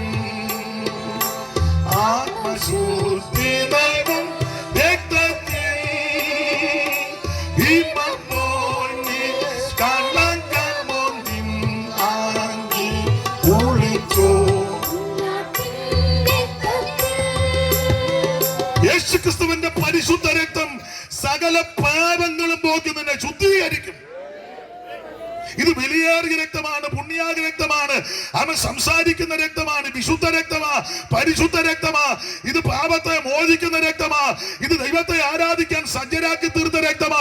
ഇത് ജയം തരുന്ന രക്തമാ. ഇതുപോലെ സമൻ ആരുള്ളൂ? അതാ മീകാപ്രവചനത്തിലെ വിഷയം. ഏതിനൊക്കെ സമയം? ഒന്ന്, ക്ഷമിക്കുന്ന കാര്യത്തിൽ അല്ലേ? ദൈവം ക്ഷമിച്ചത് കൊണ്ടല്ലേ ഇന്ന് രാത്രി ഞാനും നിങ്ങൾ ഇവിടെ നിൽക്കുന്നത്, ഇവിടെ ഇരിക്കുന്നത്, ഇവിടെ വന്നത്. ഇതുപോലെ വേറെ ഏത് ദൈവമുണ്ട്? പാപം മോചിക്കുന്ന വിഷയത്തിൽ വേറെ ആരുണ്ട് തുല്യപ്പെടുത്താൻ? അല്ല, കരുണയുടെ വിഷയത്തിൽ അവിടുത്തെ കരുണയുള്ളവനാ. അതുപോലെ വേറെ ആരുണ്ട്? ഇങ്ങനെ പറഞ്ഞാൽ ഇന്ന് വെളുക്കുവോളം ഇത് തന്നെ പറയാനേ ഉള്ളൂ. ദൈവത്തിന് മഹത്വം. അപ്പൊ ഈ മീകാ പ്രവചനത്തിലെ പ്രധാനപ്പെട്ട ഒരു വിഷയം ഇത് തന്നെ. യഹോവയോട് തുല്യൻ ആരുള്ളൂ? എന്നാൽ ഈ മീകാ പ്രവചനം പഠിക്കുമ്പോൾ മീകായുടെ പ്രവചന ശുശ്രൂഷ നടന്നത് ശക്തരായ 3 രാജാക്കന്മാരുടെ കാലത്താ. 1-ാം വാക്യം വായിക്കാം, 1:1. യോഥാം, ആഹാസ്, യെഹിസ്കിയാവ്, രാജാക്കന്മാരുടെ കാലത്ത്, അവരുടെ കാലത്താ പുള്ളി ശുശ്രൂഷ ചെയ്തത്. ആ കാലത്താ വെളിപ്പെട്ടത് യേശു ഇന്നടുത്ത് എനിക്ക് വന്ന്. യോഥാം, ആഹാസ്, ഹിസ്കിയാവ്. ഞാൻ എപ്പോഴും പറയും യോഥാം പള്ളി വരാത്തവനാ. 27:1 വായിച്ചേ.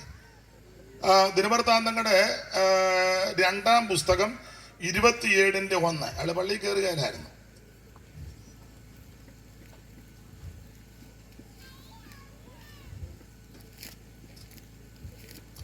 ഇത് യഹോവയായ ദൈവത്തിന്റെ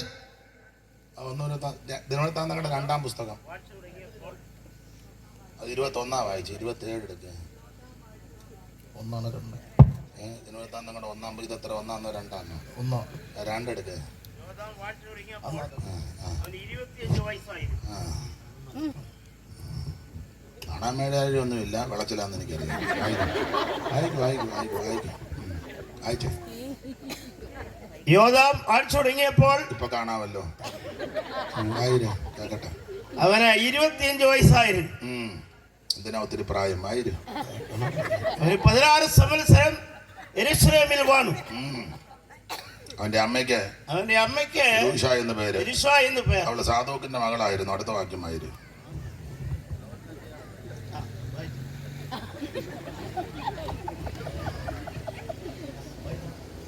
കാരണം കടിച്ചവൻ തന്നെ വിഷം എടുക്കേണ്ടി വരും.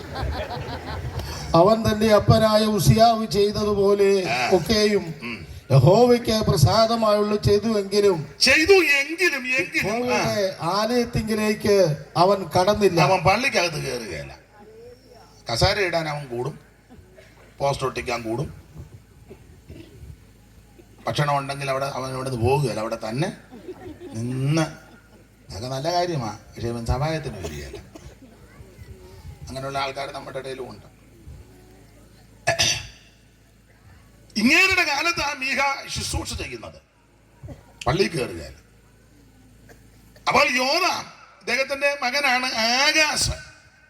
അവനെ പറ്റി വായിക്കുന്ന അവൻ കഷ്ടതയുടെ തീച്ചൂളക്കിടെ പോയിട്ടും ദൈവത്തെ വിളിക്കുകയല്ല. അത് വേറൊരു കക്ഷി.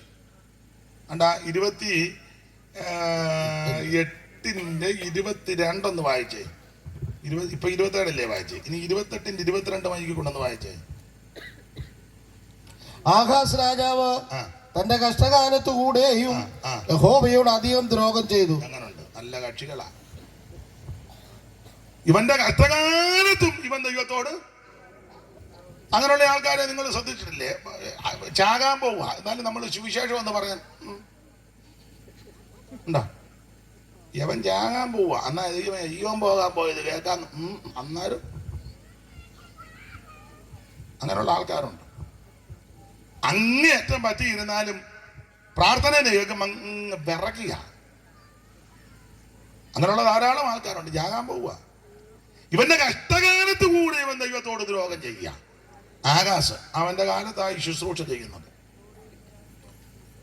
എല്ലാ ഭാഗവും ഞാൻ എടുക്കുന്നില്ല. അപ്പം യോദാം, ആകാശ്, ഹിസ്കിയാവ് ഇവരുടെ കാലത്ത് അവൻ മീഖ പ്രവചിക്കുന്നത്, പ്രവചന ശുശ്രൂഷ നടക്കുന്നത്. അങ്ങനെ പ്രവചന ശുശ്രൂഷ ചെയ്തു വരുന്ന വേളയിൽ ഈ യഹൂദയോട് ശക്തമായ ദൂത് പറഞ്ഞു. തെക്കേ രാജ്യത്തെ പ്രവാചകനാണ്. യഹൂദയോട് ശക്തമായ ദൂത് പറഞ്ഞു. കാരണം യഹൂദയുടെ പാപത്തെ ഓർപ്പിച്ചു. യഹൂദയുടെ മേൽ ദൈവത്തിന്റെ ന്യായവിധി വരാൻ പോകുക. ആ പാപത്തെ കുറിച്ച് ഓർപ്പിച്ചു. ആ 3-4 വാക്യം വായിച്ച 1-ാം അധ്യായത്തിന്റെ 3-4. മീഖാ പ്രവചനം 1-ാം അധ്യായത്തിന്റെ 3-4 പെട്ടെന്ന് വായിച്ചു.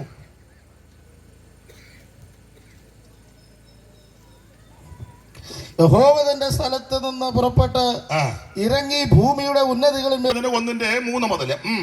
യഹോവ തന്റെ സ്ഥലത്ത് നിന്ന് പുറപ്പെട്ട് ഇറങ്ങി ഭൂമിയുടെ ഉന്നതങ്ങളിൽ മേൽ നടകൊള്ളുന്നു. തീയുടെ മുമ്പിൽ മെഴുകുപോലെയും കിഴക്കാൻ ദുഃഖത്തിൽ ചാടുന്ന വെള്ളം പോലെയും പർവ്വതങ്ങൾ അവന്റെ കീഴിൽ ഉരുകുകയും താഴ്വരകൾ പിളർന്നു പോവുകയും ചെയ്യുന്നു. ഇതൊക്കെയും യാക്കോബിന്റെ അതിക്രമം നിമിത്തവും ഇസ്രായേൽ ഗ്രഹത്തിന്റെ പാപങ്ങൾ നിമിത്തവും. യാക്കോബിന്റെ അതിക്രമം, ഇസ്രായേലിന്റെ പാപം. എന്താ ഇവരുടെ പാപം? 1-2 കാര്യം പറയാം. അതുകൊണ്ടായി ശുശ്രൂഷകൻ ഈ മീഖായെ ദൈവം ശക്തമായിട്ട് ഉപയോഗിക്കും. യാക്കോബിന്റെ അതിക്രമം, ഇസ്രായേലിന്റെ പാപം. എന്തുവാ ഇവരുടെ അതിക്രമം, പാപം? ചില കാര്യങ്ങൾ കമ്പിവാചകം പോലെ വായിച്ചു വിടുന്നതേ ഉള്ളൂ. 2-ാം അധ്യായത്തിന്റെ 1 വായിച്ച എന്തുവാ യാക്കോബിന്റെ അല്ലെങ്കിൽ ഇസ്രായേലിന്റെ പാപം? കിടക്കമേൽ നീതികേട് നിരൂപിച്ച് തിന്മകൾ പ്രവർത്തിക്കുന്നവർക്ക് അയ്യോ കഷ്ടം. 1-ാമത്തെ പാപം കിടക്കമേൽ നീതികേട് നിരൂപിച്ച് തിന്മകൾ പ്രവർത്തിക്കുക ജനം. എന്നാൽ ദാവീദ് ഒരിക്കൽ പറഞ്ഞു, ആമ എന്റെ കിടക്കയിൽ നിന്നെ ഓർക്കുകയും രാത്രിയാമങ്ങളിൽ നിന്നെ ധ്യാനിക്കുകയും ചെയ്യുമ്പോൾ എന്റെ പ്രാണനും മജ്ജയും നേരസും കൊണ്ടെന്ന പോലെ തൃപ്തി വരുന്നതാണ്. എന്നെ കേൾക്കുന്ന പ്രിയരെ, രാത്രി കിടക്കയിൽ ആമൻ ദൈവവചനം ധ്യാനിക്കണം. കിടക്കുമ്പോഴേ ചെല്ലു പറയാറുണ്ട് ഉറക്കം വരുന്നില്ല. ഉറക്കം വരാതിരിക്കുമ്പോൾ വാക്യങ്ങൾ ഉരുവിട്ട് പ്രാർത്ഥിക്കണം. വാക്യങ്ങൾ ഉരുവിടണം. നമ്മുടെ ഇവിടുത്തെ മന്ദിര ഹോസ്പിറ്റലിൽ ഉണ്ടായിരുന്ന ജോലി ചെയ്ത് പിന്നെ റിട്ടയർഡായി എനിക്ക് വേണ്ടപ്പെട്ട അമ്മ കുട്ടിയമ്മ കൊച്ചമ്മ പുതുപ്പറമ്പിലെ വളരെ അടുപ്പമായിരുന്നു. അപ്പം മാമി എന്നാ അവരെല്ലാവരും വിളിക്കുന്നത്, ഞാനും അങ്ങനെ വിളിക്കുന്നത്. അപ്പം മാമി പറയുമായിരുന്നു, എൻ്റെ കൊച്ചെ ഉറക്കം വരാതിരിക്കുമ്പോൾ ഞാനിങ്ങനെ വാക്യങ്ങളാണ് പറയുന്നത്, വാക്യങ്ങൾ അങ്ങ് പറയും. അങ്ങനെ വാക്യം പറഞ്ഞ് നല്ല ഉറക്കം കിട്ടുമെന്ന്. അത് പിന്നീട് ഞാനും അത് പകർത്തി. ഞാനും അങ്ങനെ ചില സന്ദർഭങ്ങളിൽ ഉറക്കമൊക്കെ വരാതിരിക്കുമ്പോൾ ഇങ്ങനെ വാക്യങ്ങൾ പറയും. എന്നോ സുഖമാറിയോ അന്നത്തെ ഉറക്കം. രാത്രി കിടക്കാൻ നേരത്ത് ഇങ്ങനെയൊക്കെ ചിന്തിക്കണമെന്ന് നല്ല പാട്ടുമൊക്കെ പാടി വാക്യമൊക്കെ പറഞ്ഞും ധ്യാനിച്ചും ഇത് ഉള്ള ഗുരുക്ക് ചിന്തിച്ചാ രാത്രി കിടക്കുന്നത്. നാളെ നേരം വെളുക്കും മറ്റേ കാര്യം ചോദിച്ചിട്ടേ ഉള്ളൂ. എങ്ങനെ നീ രക്ഷപ്പെടാനാ? നാളെ ഒന്ന് വെളുത്തോട്ടെ, നാളെ നേരം വെളുക്കും നീ ഉണ്ടെന്ന് എങ്ങനെ അറിഞ്ഞു? നാലു വിരലെ മർത്യനായൂസു നിൽക്കുന്നോരെല്ലാം മായാം. നാലു വിരലെ മർത്യനായൂസു നിൽക്കുന്നോരെല്ലാം മായാ. വേച്ച നിഴലിൽ അകന്നൂതങ്ങൾ നാൾ കാട്ടിക്കുന്ന കഥ പോലെ. വേച്ച നിഴലിൽ അകന്നൂതങ്ങൾ നാൾ കാട്ടിക്കുന്ന കഥ പോലെ. ഒരിക്കലേ വരും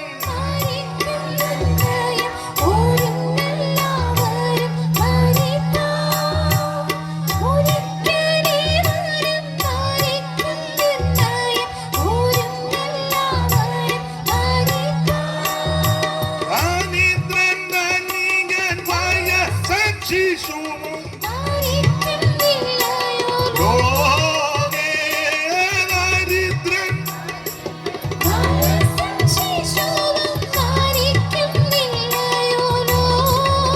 കരമുയർത്തി ദൈവത്തെ മഹിതപ്പെടുത്ത. അപ്പൊ ശ്രദ്ധിക്കുക, ആ കിടക്കമേൽ നീതികേട് നിരൂപിച്ച് ദുഷ്ടതയായി ചിന്തിക്കുന്നത്. എന്നെ കേൾക്കുന്ന പ്രിയരെ, ദൈവം ഒരു പകല് മുഴുവൻ നമ്മെ സൂക്ഷിച്ചു. അവൻ രാത്രിയാമത്തിലേക്ക് പ്രവേശിക്കുക. അപ്പോൾ പ്രാർത്ഥിച്ച് വിശ്രമിക്കുമ്പോൾ നല്ല കാര്യങ്ങൾ ചിന്തിച്ച് വേണം വിശ്രമിക്കാൻ. ആളെ സഭയിലോട്ട് ചെല്ലട്ടെ, മറ്റേ കാര്യം ഞാൻ ചോദിക്കും, പാഷയുടെ കൊങ്ങായിക്ക് പിടിക്കും, ഞാൻ തമ്പേറ് തല്ലി പൊട്ടിക്കും. മറ്റേ കാര്യം ചോദിക്കാതെ ഞാൻ ഇനി ആണെങ്കിൽ ആവശ്യമില്ലാത്ത ഒന്നും നീ ചിന്തിക്കരുത്, നല്ല കാര്യം ചിന്തിക്കണം. അപ്പോൾ ഒന്നാമത്തെ പാപം കിടക്കമേൽ നീതികേട് നിരൂപിച്ച് വായിച്ചേ. കിടക്കമേൽ നീതികേട് നിരൂപിച്ച് തിന്മ പ്രവർത്തിക്കുന്നവർക്ക് അയ്യോ കഷ്ടം. അപ്പം അതാ ഒരു പാപം. രണ്ടാമത്തെ പാപം, രണ്ടാം വാക്യം വായിച്ചേ. എല്ലാം എടുക്കുന്നില്ല. 2:2. വയലുകളെ മോഹിച്ച് പിടിച്ചു പറിക്കുന്നു. വയലുകളെ മോഹിച്ച് പിടിച്ചു പറിക്കുന്നു എന്ന് പറഞ്ഞാൽ മറ്റുള്ളവൻ്റെത് സൂത്രത്തിൽ അടിച്ചു മാറ്റുന്നെന്ന്. കള്ളയാധാരം ഉണ്ടാക്കി അതിര് മാന്തി വേലിപ്പത്തൽ മാറ്റി എല്ലാം അതിരുകല്ല് മാറ്റി എല്ലാം പിടിച്ചു പറിക്കുക. ഇച്ചിരി സാധനം എന്തെങ്കിലുമൊക്കെ കൊടുത്തേച്ച് അത് അടിച്ചു മാറ്റുന്നു, കള്ളയൊപ്പ് ഉണ്ടാക്കുന്നു, കള്ളയാധാരം ഉണ്ടാക്കുന്നു. വെണ്ടറ കുഞ്ഞുമായിട്ട് ഒത്തോണ്ട്. അതാ ഒത്തോണ്ട്. ചേട്ടനോ അനിയനോ എഴുത്തിക്കോ പെങ്ങൾക്കോ സഹോദരങ്ങൾക്കോ കൊടുക്കാനുള്ളത് കൃത്യം കൊടുത്തില്ലെങ്കിൽ നിനക്ക് നിന്റെ സന്തതിക്കും ഗുണം വരികയില്ലെന്നായി പറഞ്ഞത്. ഏനാ എല്ലാരും പമ്മി ഇരിക്കുന്ന മിക്കതും. നീ അന്യന്റെ അതിര് മാന്തിയാൽ കല്ല് മാറ്റിയിട്ടാൽ നിനക്ക് ഗുണമാകുകയില്ലെന്നായി പറഞ്ഞത്. മനസ്സിലായോ? ഒന്നുകൂടെ വാക്യം വായിച്ച എല്ലാരും കേട്ടില്ലെന്ന് തോന്നുന്നു. അവർ വയലുകളെ മോഹിച്ച് പിടിച്ചു പറി നടത്തുന്നു. പിന്നെ അവർ വീടുകളെ മോഹിച്ച് കൈക്കലാക്കുന്നു. അതെല്ലാം സൂത്രത്തിൽ വാടകയ്ക്ക് കൊടുത്തതാ. ഉടമസ്ഥൻ പറയാ ചുണയുണ്ടേ ഇറക്കാവൂന്നു. അയ്യോ, ചുണയുണ്ടേ, മനസ്സിലാകുന്നില്ലേ? 11 മാസത്തെ അല്ലേ? പിന്നെ ഉടമസ്ഥനോട് പറയാം 11 മാസം എഴുതിയെങ്കിൽ 11 മാസം കഴിഞ്ഞ് അവരെ വിടാവുള്ളൂ. അല്ലാതെ കൊടുത്തേച്ച് 2 മാസം കഴിഞ്ഞ് ചിറങ്ങണം എന്ന് പറഞ്ഞാൽ അത് ബുദ്ധിമുട്ടാണ്. 11-നല്ലേ എഴുതിയേക്കുന്നേ, ആ 11-ന് ഇറക്കണം. ആ 11-ന് എഴുതിയിട്ടുണ്ടെങ്കിൽ താമസിക്കുന്ന ആള് 11-ന് അവർ മറിഞ്ഞാൽ മാറിയും കൊടുക്കണം. എന്നെ നിങ്ങളുടെ എല്ലാം മുഖത്തൊരു മ്ലാനത പോലെ ഉള്ള കാര്യമല്ലേ പറയുന്നത്? അന്യായം ഒന്നും കാണിക്കരുത്, പിടിച്ചു പറിക്കരുത് എന്നായി പറഞ്ഞതിന്റെ അർത്ഥം. ഒന്നുകൂടെ വായിച്ചേ, കേട്ടില്ല എല്ലാരും. അവർ വയലുകളെ മോഹിച്ചു പിടിച്ചു പറിക്കുന്നു. പിന്നെ അവർ വീടുകളെ മോഹിച്ചു കൈക്കലാക്കുന്നു. വീടും വയലും തോട്ടവുമെല്ലാം നേടുവാനുള്ള സമയം ഇതല്ല. വീടും വയലും തോട്ടവുമെല്ലാം നേടുവാനുള്ള സമയം ഇതല്ല. ആരാടും മലയും ആവലോടോടി നേടുക നീ ആത്മാക്കളെ. ഓ വീടും വയലും ആവലോടി നേടുക നീ ആത്മാക്കളെയും. രാവും പകലും ഗീതങ്ങൾ ചേർന്ന് പാടും. പവിത്ര ജീവിത ശോഭയെ തേടി രാവും പകലും ഗീതങ്ങൾ പാടി പവിത്ര ജീവിത ശോഭയെ തേടി. ഓ ശൂലമിയെ പോൽ കാത്തിരിക്കാതെ കാന്തന്മാരുമേ ഉണരു സിയോനെ. ശൂലമിയെ പോൽ കാത്തിരിക്കാതെ കാന്തന്മാരുമേ ഉണരു സിയോനെ. കരമുയർത്തി ദൈവത്തെ മഹത്വപ്പെടുത്ത. കമ്പിവാചകം പോലെ പോകാം എങ്കിലേ അടുത്ത് പാസ്റ്റർ പറഞ്ഞ ഇഷ്ടം പോലെ സമയം ഉണ്ടെന്നാ. ഇപ്പൊ സമയം എന്തുവായി 9. അപ്പൊ ഒരു 9:30 9:45 നിർത്തട്ടെ. എന്തേലും ഒന്ന് പറ. എപ്പോ നിർത്തണം? 10? അത്രയും വേണ്ട. സാമ എന്നാ പറഞ്ഞത്? അങ്ങോട്ട് ചൂണ്ടിയാണ്ട് പറഞ്ഞില്ല. കേട്ടില്ല.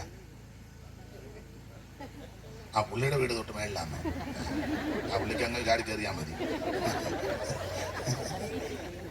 എന്നാലും കൂടുതൽ ദൂരം എനിക്കും പോകേണ്ടതല്ലേ. അപ്പം പുള്ളി 10, മറ്റേ പുള്ളി എല്ലാം കൂടെ ഒരു 9:45 നടത്താം. അപ്പോൾ ഈ യാക്കോബിന്റെ ഇസ്രായേലിന്റെ പാപം ഒന്ന്, കിടക്കമേൽ നീതികേട് നിരൂപിച്ചു, തിന്മ പ്രവർത്തിക്കുന്നു. 2, മറ്റുള്ളവന്റെ ഇത് പീഡിപ്പിച്ച് വയലും വീടും മോഹിച്ച് കൈക്കലാക്കുന്നു. അതുകൊണ്ടാണ് ന്യായാധിപതി വരുമെന്ന് പറഞ്ഞു.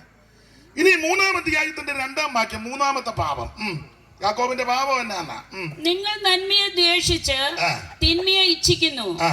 നിങ്ങൾ ത്വക്ക് അവരുടെ മേൽ നിന്നും മാംസം അവരുടെ അസ്ഥികളിൽ നിന്നും പറിച്ചു കളയുന്നു. അടുത്ത വാക്യം, നിങ്ങൾ എന്റെ ജനത്തിന്റെ മാംസം തിന്ന് അവരുടെ ത്വക്ക് അവരുടെ മേൽ നിങ്ങൾ എന്റെ ജനത്തിന്റെ മാംസം തിന്നുക.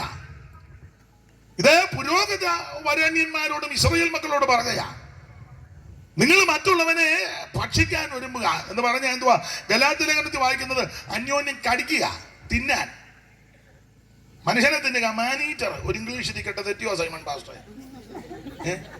ഓ, മനുഷ്യനെ തീനികള്.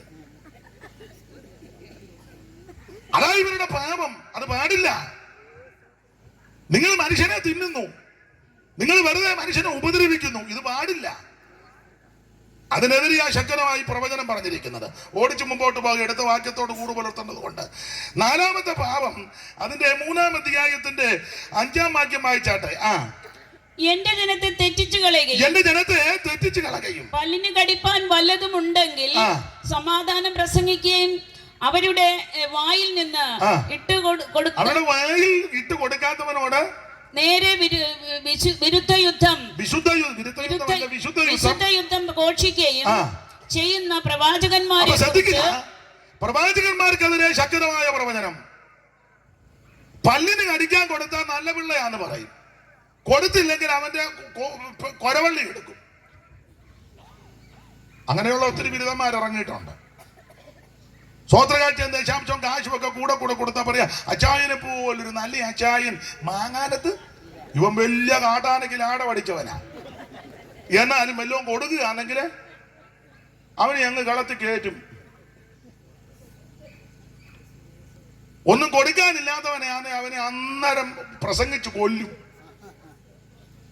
പണ്ടൊരു പാസ്റ്ററെ മാറ്റാൻ നേരത്ത് ഹെഡ് ക്വാർട്ടേഴ്സ് ചെന്ന് പറഞ്ഞു, മാറ്റണം. എന്നാ കാര്യം? ഓ, പുള്ളി ഉച്ചയ്ക്ക് നശിപ്പിക്കുന്ന സംഹാരമാണെന്ന് പറഞ്ഞു.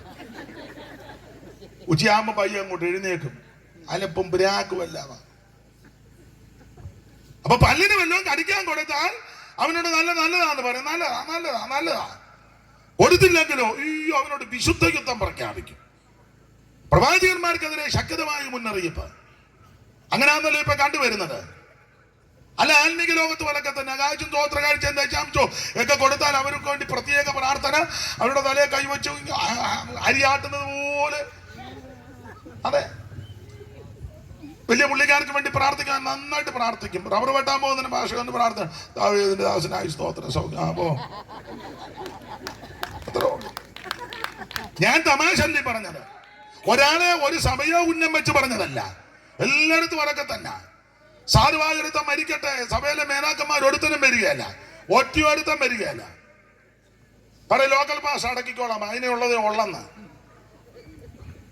അരസമയം കാശും പുത്തനും ഉള്ളെടുത്തൊന്നും എന്ന് എന്റെ ദൈവമേ അനുശോചനം പറഞ്ഞ് ഊപ്പാട് വരിക. ഈയിടെ ഞാനൊരു സ്ഥലത്ത് ചെന്നപ്പം പിന്നീട് ഞാൻ എണ്ണി 385 പേര് പിന്നെയും കിടക്കുക.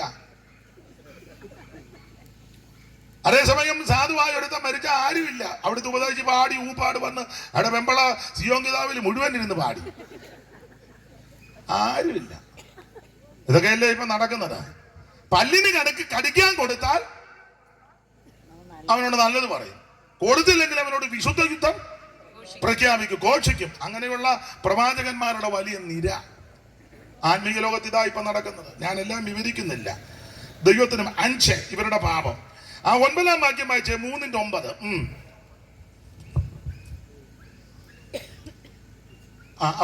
അപ്പുറത്തിരിക്കുന്ന മോളോട് വായി, അത് ഞാൻ വിളിച്ചു കയറ്റിയതല്ലേ, അത് അമ്മയിരിക്കുന്നു. മൈക്ക് കൂടെ വായിക്കും മോളെ. ന്യായം വെറുക്കുകയും ചൊവ്വയുള്ളതൊക്കെയും വളച്ചു കളയുകയും ചെയ്യുന്ന യാക്കോബ് ഗൃഹത്തിന്റെ തലവന്മാര് എങ്ങനെയുണ്ട്? ചൊവ്വുള്ളതെല്ലാം വളച്ചു കളയുക, ന്യായത്തെ വെറുക്കുക. നീതി ന്യായവും ഇഷ്ടമല്ല, ചൊവ്വുള്ളതിനെ വളയ്ക്കുകയും ചെയ്യും. അതാ അടുത്ത പാപം. ഒന്നും ഞാൻ വിവരിക്കുന്നില്ല, പറഞ്ഞങ്ങ് വിടുക. ആ കാലത്ത് മീഖായെ ദൈവം എഴുന്നേൽപ്പിച്ചത്. ഇനി അതിന്റെ 11-ാം വാക്യം വായിച്ച അടുത്ത പാപം, 6-ാമത്തെ പാപം. അതിലെ തലവന്മാർ സമ്മാനം വാങ്ങി ന്യായം വിധിക്കുന്നു. അടുത്തത്, അതിലെ പുരോഹിതന്മാർ കൂലി വാങ്ങി ഉപദേശിക്കുന്നു. അടുത്തത്, അതിലെ പ്രവാചകന്മാർ പണം വാങ്ങി ലക്ഷണം പറയുന്നു. പണം വാങ്ങി പ്രവചിക്കുന്നു, നല്ല ലക്ഷണം പറയുന്ന. ഇപ്പൊ ലക്ഷണമല്ലേ, ലക്ഷണം പറയാ. തെക്ക് വശത്തൊരു പുളിയുണ്ടോ? പാവം പിടിച്ച പെണ്ണ് പുളിയാണോന്ന് അറിയത്തില്ല.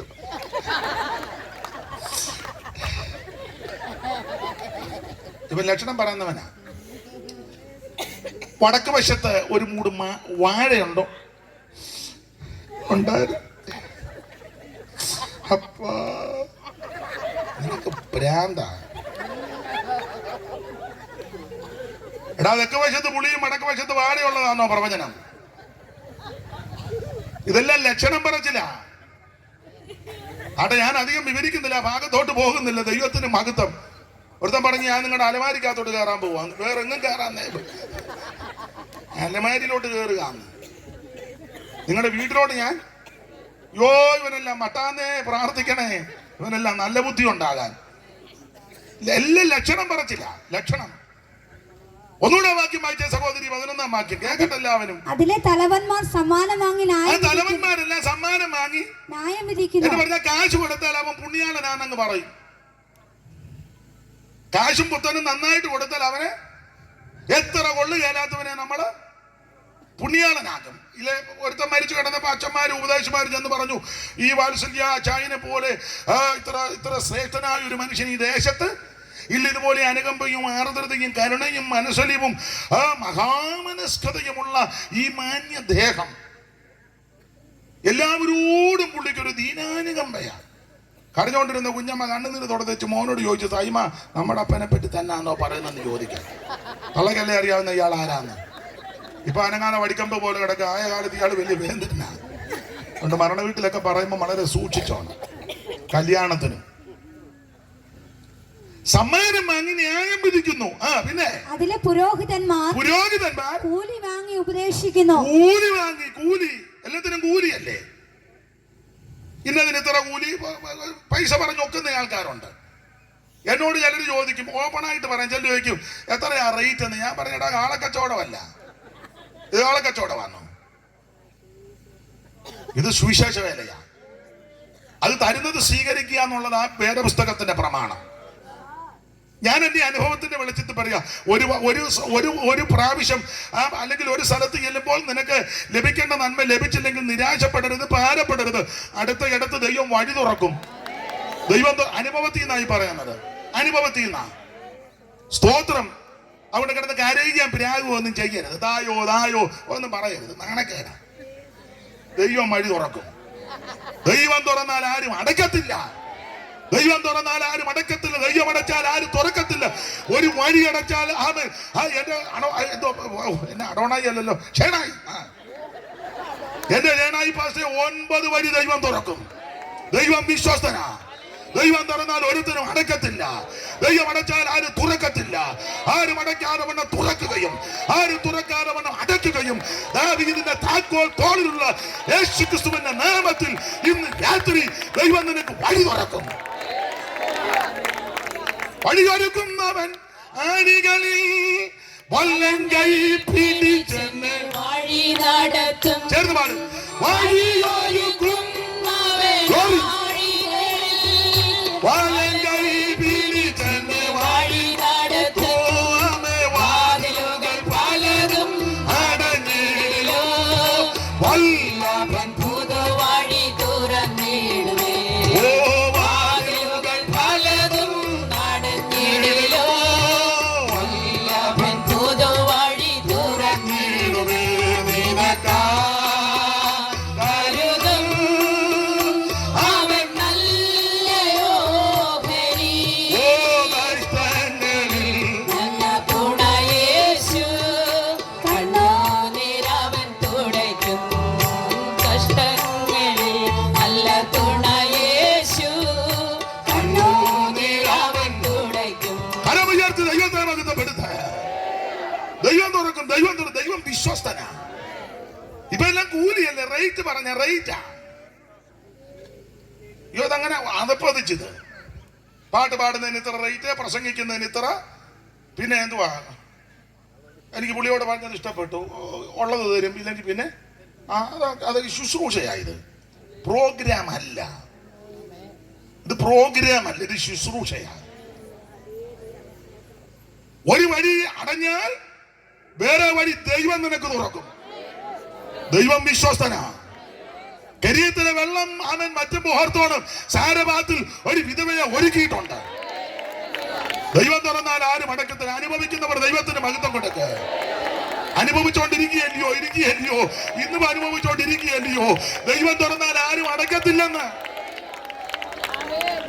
കിടന്നലക്കുകയും കരയുകയും കൂവുകയെന്ന് ചില കൺവെൻഷനൊക്കെ ചെന്ന് 2-3 തോത്രം കാണിച്ച അങ്ങ് കൊള്ളസംഘം പൂലാദേവിയുടെ കൊള്ളസംഘത്തിൽ ചെന്ന പോലെ തോക്ക് കാണിച്ചിട്ട് എടുക്കടാന്നല്ലേ പറഞ്ഞു. എടുക്കടാ നിന്റെ അന്തം വിടുകല്ലേ.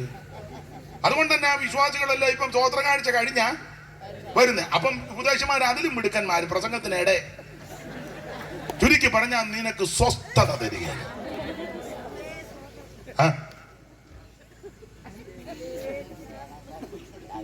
എടാ ഒരുത്തനും തന്നില്ലെങ്കിലും അവിടുന്ന് സ്വർഗത്തിലെ കിളിവാതിലും നീ ഇരിക്കുന്നിടത്ത് ദൈവം കൊണ്ടുതരും. ദൈവം വിശ്വസ്തൻ. ഇത് ചുമ്മാ ഊളമർത്താനം പറയല്ല, അനുഭവത്തിൽ നിന്നാണ് പറയുന്നത്. അല്ലാതെ സാക്ഷി ഇപ്പോൾ പറയാൻ നേരമില്ല. അതുകൊണ്ടാണ് ദൈവത്തിന് മഹത്വം. Price the Lord. അതിലെ തലവന്മാർ സമ്മാനം വാങ്ങി ന്യായം വിധിക്കുന്നു. പിന്നെ അതിലെ പുരോഹിതന്മാർ കൂലി വാങ്ങി ഉപദേശിക്കുന്നു. പിന്നെ അതിലെ പ്രവാചകന്മാർ പണം വാങ്ങി ലക്ഷണം പറയുന്നു. എല്ലാം കൊള്ളാം. സ്തോത്രം. ഇങ്ങനെയുള്ള കാലത്താ ഈ മീഖായെ ദൈവം ശക്തമായിട്ട് ഉപയോഗിക്കുന്നത്. ഇവരെ ന്യായം വിധിക്കാൻ പോകുകയാ. പക്ഷെ ന്യായവിധി ഉണ്ടെന്ന് പറയുമ്പോൾ തന്നെ ഇവർക്ക് ഒരു സന്തോഷത്തിന്റെ ദൂത് കൊടുക്കുക. നിങ്ങൾ നിരാശപ്പെട്ടു പോകണ്ട, ദൈവം ന്യായം വിധിക്കും, ശിക്ഷിക്കും. പക്ഷേ ദൈവം ഒരു വഴി തുറക്കും. ആ വഴി മറ്റൊന്നുമല്ല, സകല മനുഷ്യനെയും രക്ഷിക്കുവാൻ, സകലരെയും വീണ്ടെടുക്കുവാൻ, സകലരെയും ആ മനുഷ്യത്തെ കരകയറ്റുവാൻ ഒരുവൻ ജനിക്കാൻ പോവുക. ഒരുവൻ പിറക്കാൻ പോകുകയാ. അത് മറ്റാരുമല്ല, ലോകരക്ഷകനാകുന്ന യേശു ക്രിസ്തു. എവിടെ പിറക്കുമെന്ന 5:2 വായിച്ചോ, ഇടയ്ക്കത്തെ ഭാഗമെല്ലാം വിടുക. 5:2 ഒന്നുകൂടെ വായിച്ചോ, കുറുവാക്യമല്ലേ. നീയോ ബേത്ലഹേം എഫ്രാത്തേ, നീയോ ബേത്ലഹേം എഫ്രാത്തേ, നീ യഹൂദ സഹസ്രങ്ങളിൽ നിന്നും നീ യഹൂദ സഹസ്രങ്ങളിൽ ചെറുതായിട്ടിരുന്നാലും ഇസ്രായേലിന് അധിപതിയായിരിക്കേണ്ടവൻ എനിക്ക് നിന്നിൽ നിന്ന് ഉത്ഭവിച്ചു. യേശു ക്രിസ്തു യഹൂദിയിലെ ബേത്ലഹേമിൽ ജനിക്കുവാൻ എന്താ ഞാൻ തുടക്കത്തിൽ പറഞ്ഞു, യഹൂദിയിലെ ബേത്ലഹേമിൽ ജനിക്കാൻ കാരണം ദൈവത്തിന്റെ വചനത്തിന്റെ അടിസ്ഥാനത്തിൽ ചില കാര്യങ്ങൾ ചിന്തിക്കുക. അവിടെ തന്നെ ജനിക്കാൻ കാരണം പല കാരണമാ. ഞാനൊരു 10-13 കാര്യങ്ങൾ നോട്ട് ചെയ്തിട്ടുണ്ട്. ഇന്നിപ്പോൾ അതിന് സമയമില്ല. ഒരു 2-3 കാര്യം പറയാം. ഗുണവാകാനാന്ന് അതൊക്കെ മതി. അല്ലാതെ ഞാൻ 13 കേട്ടാലേ ഗുണം പിടിക്കൂന്ന് അങ്ങനെ നിർബന്ധമൊന്നുമില്ലെന്ന് എനിക്കറിയാം ഇരിപ്പ് കാണുമ്പോൾ. അപ്പൊ അതുകൊണ്ട് 2-3 കാര്യം നമുക്ക് ചിന്തിക്കാം. എന്തുകൊണ്ടാണ് കർത്താവ് യഹൂദയിലെ ബേത്ലഹേമിൽ ജനിക്കാൻ കാരണം? ഒന്ന് വായിച്ചേ, ഉൽപ്പത്തി പുസ്തകം 35-ാം അധ്യായത്തിന്റെ 16 മുതൽ താഴോട്ടുള്ള തിരുവെടുത്തൊന്ന് വായിച്ചേ. അറിവുള്ള വാക്യമാ. ഉൽപ്പത്തി 35-ന്റെ 16 മുതൽ താഴോട്ട്. അവർ ബേഥേലിൽ നിന്ന് യാത്ര പുറപ്പെട്ടു. ആര്? യാക്കോബും തന്റെ കുടുംബമെല്ലാം കൂടെ ബേഥേലിൽ നിന്ന് യാത്ര പുറപ്പെടുക. ഈ ബേഥേലിൽ വരാതിരിക്കത്തക്ക നിലയിലായിരുന്നു ജീവിതം. ഇവര് അതിനു മുമ്പ് സുക്കോത്തിൽ താമസിച്ചതാ. സുക്കോത്തിലെ താമസത്തില 2 ആൺപിള്ളേര് വടിവാൾ എടുത്തോണ്ടിറങ്ങി, ശിമയോനും ലേവിയും. അവിടെ അങ്ങനെ ഇരിക്കുമ്പോഴാല്ലേ പെങ്കൊച്ച് ദീനാലേയ ജേക്കബ്, 16 വയസ്സ്. അവർ ബേഥേലിൽ നിന്ന് യാത്ര പുറപ്പെട്ട് ഞാൻ വേറെ വാക്യം പറയട്ടെ. അപ്പോൾ ദീനാലേയ ജേക്കബ് വീട്ടിൽ നിന്ന് ഒരിക്കല് ഒന്ന് നാട് കാണാൻ പോയി. നാട് കാണാനല്ല, ഒരു പ്രോഗ്രാമിന് പോയതാ. ഷേഗേമിലെ ഈ പെണ്ണുങ്ങളെല്ലാം ആണ്ടിലൊരിക്കൽ ഒന്നിച്ചു കൂടി ഒരു ആഘോഷമുണ്ട്. പിള്ളേരുടെയൊക്കെ ഭാഷ പറഞ്ഞ കോളേജ് ഡേ. അപ്പോൾ ദീനാമ്മ വീട്ടിൽ നിന്ന് ഒരുങ്ങി പയ്യെ ഒരു ഇറക്കമൊക്കെയായിരുന്നു. ദീനാമ്മ എങ്ങനെ ഒരുങ്ങിയെന്നൊന്നും ഉൽപ്പത്തിയിൽ എഴുതിയിട്ടില്ലെങ്കിലും വേറൊരു ഭാഗത്ത് സിയോൻ പുത്രിയുടെ ഒരുക്കത്തെ പറ്റിയൊക്കെ എഴുതിയിട്ടുണ്ട്. വായിച്ചേ മോള്. യെശയ്യാവ് 3:16. ദീന ലേയ ജേക്കബ് എങ്ങനെയാണ് ബ്യൂട്ടി പാർലറിൽ നിന്ന് വന്നത്? വായിര്. അതല്ല ദീനായും കേട്ടേച്ചേ പോകാവുള്ളൂ. എഴുന്നേറ്റ് പോകരുത് ദീന. മോള് വായിര്. യഹോവ പിന്നെയും അരുളി ചെയ്തതെന്നാൽ സിയോൻ പുത്രിമാർ നിഗളിച്ച് കഴുത്ത് നീട്ടുക എന്ന് പറഞ്ഞാൽ പെടലി പിടിച്ച് നീട്ടിയെന്നല്ല. ഈ ചുരിദാർ ആണെങ്കിലും ബ്ലൗസ് ആണെങ്കിലും ഈ വസ്ത്രമാണെങ്കിലും ഒത്തിരി മുന്നോട്ടും പുറകോട്ട് ഇറങ്ങിയാൽ കഴുത്ത് നീണ്ടതുപോലെ തോന്നും. ഇപ്പൊ പിടി കിട്ടിയല്ലോ. പുറകൊക്കെ കണ്ടമാനവേ കഴുത്ത് നീണ്ടതുപോലെ തോന്നും. കഴുത്ത് നീട്ടി പിന്നെ എറികണ്ണിട്ട് നേരെ നോക്കുകയല്ലോ. എറികണ്ണിട്ട് പിന്നെ തത്തി എന്ന് ഞാൻ ഒന്നും പോട്ടെ അങ്ങ് അടങ്ങുക. വായിരു കൊച്ചേ. കാൽ കൊണ്ട് ചിലമ്പൊലി കേൾപ്പിക്കുക. കുലുസും പാനസ്വരം ഒക്കെ ഇട്ടേ കിലുകിലാന്ന് കിലുക്കി. പിന്നെ ഇത് നിമിത്തം യഹോവ സിയോൻ പുത്രിമാരുടെ നിറകയ്ക്ക് ചോറ് പിടിപ്പിക്കും, കുറ്റപ്രദേശങ്ങളെ നഗ്നമാക്കും. അന്ന് കർത്താവ് അവരുടെ കാൽച്ചിലമ്പുകളുടെ അലങ്കാരം ബന്ധുക്കോസുകാരോടാ ഇനി പറയുന്നത്. നീ കാലിന്റെ അവിടെ എല്ലാം 10 ക്യൂട്ടസും ഒക്കെ അടിച്ച് മൈലാഞ്ചിയൊക്കെ ഇട്ട് കാലിന്റെ സൈഡില് ബന്ധുക്കോസുകാരും ഉണ്ട്. മറ്റുള്ളവരുടെ കാര്യം വിട്, അവരെ നമ്മൾ വിധിക്കുമൊന്നും വേണ്ട. അവരെ വിധിപ്പാൻ നമ്മളാളല്ല. ഇതിനകത്ത് തിരുമേശി കിടക്കുന്ന നിന്റെ കാര്യമാ പറയുന്നത്. കാൽച്ചിലമ്പുകളുടെ അലങ്കാരം. പിന്നെ അവരുടെ നെറ്റിപ്പട്ടം, ചന്ദ്രകല, കാതിലെ കടകം, പിന്നെ കവണി, തലപ്പാവ്, കാൽത്തള, പട്ടുകച്ച, പരിമളപ്പെട്ടി. എന്തുവാ പെർഫ്യൂം. വീട്ടിൽ നിന്ന് ഇറങ്ങുമ്പോ ഒന്ന് അടിച്ച് വണ്ടിക്ക് അകത്ത് വെച്ച് കശാന്നടിച്ച് ഇവിടെ വന്നിറങ്ങുമ്പോ പിന്നെ ഒന്ന് പരിമളപ്പെട്ടി. പിന്നെ തകിടിന്റെ ആൾക്കാരുണ്ട് ഇതിനിടയിൽ. അവിടെ ഇരിക്കട്ടെ, നമുക്കിപ്പം തകിട്ടുകൂട്. മോതിരം, മുക്കൂത്തി, ഉത്സവ വസ്ത്രം, മേലാട, ശാൽവ, ചെറുസഞ്ചി, ചെറിയ എന്ന് പറഞ്ഞാൽ വലിയ ബാഗിനകത്ത് വേറൊരു സഞ്ചി. കണ്ടിട്ടുണ്ടോ? ബാഗിനകത്ത് വേറെ ചെറിയ അതിനെ ആയിക്കോട്ടെ, വായിച്ചു. ചെറുസഞ്ചി, ചെറുസഞ്ചി, ആ. ദർപ്പണം, ദർപ്പണം ചെറിയ കണ്ണട എടുക്കുന്നു, ചോമപടം, കല്ലാവ്, മൂടുപടം എന്നിവ നീക്കിക്കളയും. ഇതൊക്കെ എടുത്ത് അണിഞ്ഞ് ഒരുങ്ങി ദീനാമ ഒരു പോക്ക് പോയി സുക്കോത്തി വെച്ച് നാട് കാണാൻ പോയതാ. രണ്ട് ആമ്പിള്ളേര് ശിമയോനും ലേവിയും സത്യവേദ പുസ്തകം എടുക്കേണ്ട യവന്മാര് വടിവാളും എടുത്തുകൊണ്ടിറങ്ങി ശേഖേമ്പവന്മാരെ വെട്ടിക്കൊന്നു. കുടുംബത്ത് മുഴുവൻ പ്രശ്നമാണ്. എന്താ നിന്റെ കുടുംബത്തിൽ ഇങ്ങനെ ഈ വൈതരണികൾ പ്രശ്നം വരാൻ കാര്യം? അപ്പം ദൈവം തമ്പുരാൻ യാക്കോബിനോട് പറഞ്ഞു, പിന്നെ ഈ വൈതരണി മുഴുവൻ വരാൻ കാരണം നീ ബഥേലിൽ പോകാത്തതാ. പണ്ട് നിനക്ക് ദൈവം പ്രത്യക്ഷപ്പെട്ടൊരു സ്ഥലമുണ്ടല്ലോ, ഉടുതുണിക്ക് മറതുണിയില്ലാതെ നീ നിന്റെ ഏട്ടനാകുന്ന യേശാവിനെ പേടിച്ച് ഓടിപ്പോയപ്പോൾ അവിടെ പ്രത്യക്ഷനായ ഒരു ദൈവമുണ്ട്. അന്ന് കഷ്ടകാലത്ത് നീ ഒരു തീരുമാനമെടുത്തല്ലോ, പക്ഷിപ്പാനാകാരവും ധരിപ്പാൻ പത്രവും ഒക്കെ തന്ന് എന്നെ എൻ്റെ വീട്ടിൽ സൗഖ്യത്തോടെ മടക്കി വരുത്തുമെങ്കിലേ ഹോവ എനിക്ക് ദൈവമായിരിക്കും, ഞാൻ തൂണായി നിർത്തിയ കല്ല് ദൈവത്തിന്റെ ആലയമാകും, അവനെന്ത് ബഥേൽ എന്ന് പേരിട്ടില്ലയോ? അതുകൊണ്ട് എൻ്റെ ഏക്കപ്പ നീ ബഥേലിൽ പോകാൻ പറഞ്ഞു. വായിച്ച് 35:1 മുതൽ വായിക്ക്. ഉൽപ്പത്തി 35:1 മുതൽ. അനന്തരം ദൈവം യാക്കോബിനോട് നീ പുറപ്പെട്ട് ബഥേലിൽ ചെന്ന് പാർക്കണം. സുക്കോത്തിലല്ല നിന്റെ പാർപ്പ്, ബഥേലിൽ. പിന്നെ നിന്റെ സഹോദരനായ യേശാവിന്റെ മുമ്പിൽ നിന്ന് യേശാവിന്റെ മുമ്പിൽ നിന്ന് പണ്ട് നീ ഓടിപ്പോന്നപ്പോൾ നിനക്ക് പ്രത്യക്ഷനായ ദൈവത്തിനോട് ഒരു യാഗപീഠം ഉണ്ടാക്കുക. അടുത്ത വാക്യം. പിന്നെ അപ്പോൾ യാക്കോബ് തന്റെ കുടുംബത്തോടും ലേയായും ബിൽഗയും ശില്പയും 4 പെണ്ണുങ്ങള്. പിന്നെ നിങ്ങളുടെ ഇടയിലുള്ള അന്യദേവന്മാരെ നീക്കിക്കളഞ്ഞ് നിങ്ങളെ ശുദ്ധീകരിച്ച് വസ്ത്രം മാറി നാം പുറപ്പെട്ട ബഥേലിലേക്ക് പോകും. നമ്മള് ബഥേലിലോട്ട് പോകുക. അതിനാ ബഥേലിന്റെ ആരാധന വേർപാടിന്റെ ആരാധനയാണ്. സുക്കോത്തിലെ ആരാധനയ്ക്ക് ഈ വസ്ത്രമൊക്കെ മതി. അന്യദേവനെ ഒന്നും നീക്കണ്ട, കുളിക്കുമൊന്നും വേണ്ട, വെളുപ്പിനെ ആട മൂട പൊതിച്ചങ്ങ് പോയാ മതി. ഒന്നും അറിയാൻ മേല. പക്ഷെ ബഥേലിന്റെ ആരാധന വേർപാടിന്റെ ആരാധനയാണ്. അവിടെ സുക്കോത്തിലെ വസ്ത്രം ഒന്നും പറ്റത്തില്ല, അന്യദേവനെ ഒന്നും ഒക്കത്തില്ല. അവൻ കുളിക്കണം, ശുദ്ധീകരിക്കണം, ക്രമീകരണമുണ്ട്, വിശുദ്ധീകരണം. കാരണം ബഥേലിന്റെ ആരാധന വേർപാടിന്റെ ആരാധനയാണ്. ഞാനെല്ലാം വിവരിക്കുന്നില്ല. അങ്ങനെ ഇവര് ബഥേലി വന്നു.